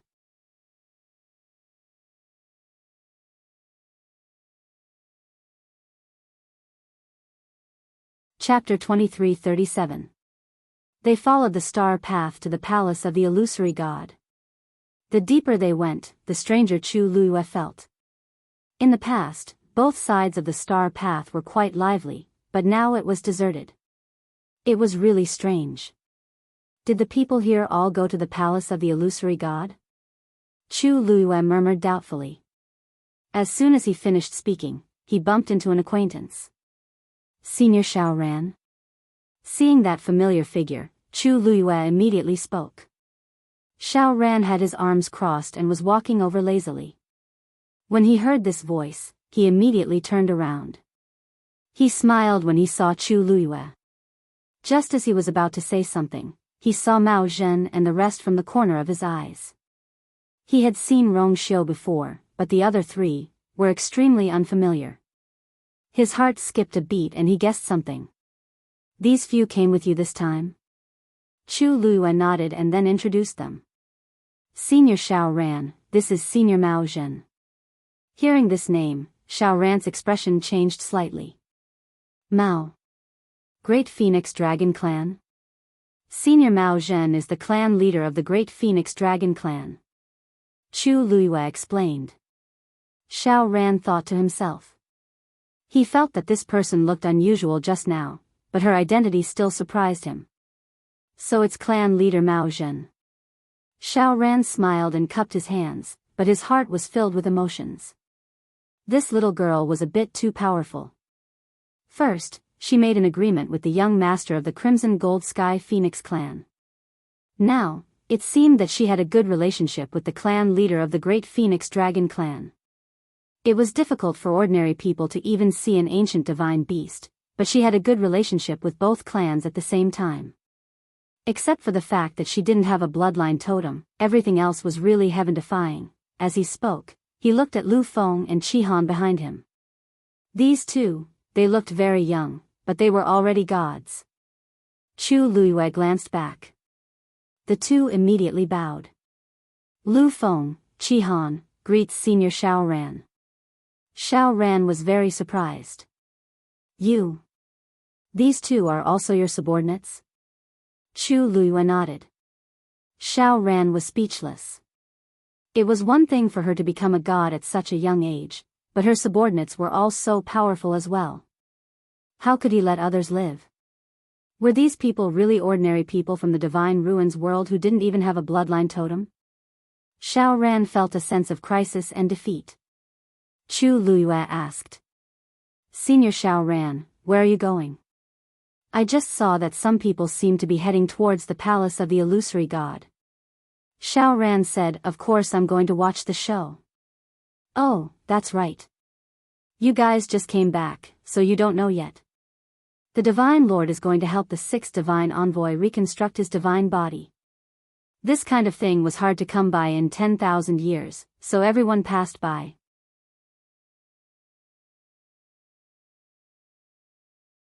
It was just a short sentence, but it contained too much information. Chu Luiyue's heart trembled violently. Divine Master. If he didn't guess wrong, wasn't that the Lord of the Illusory God Palace? The Divine Master is coming out? No, Xiao Ran said. The Divine Master is in charge of the Palace of the Illusory God and is extremely sacred.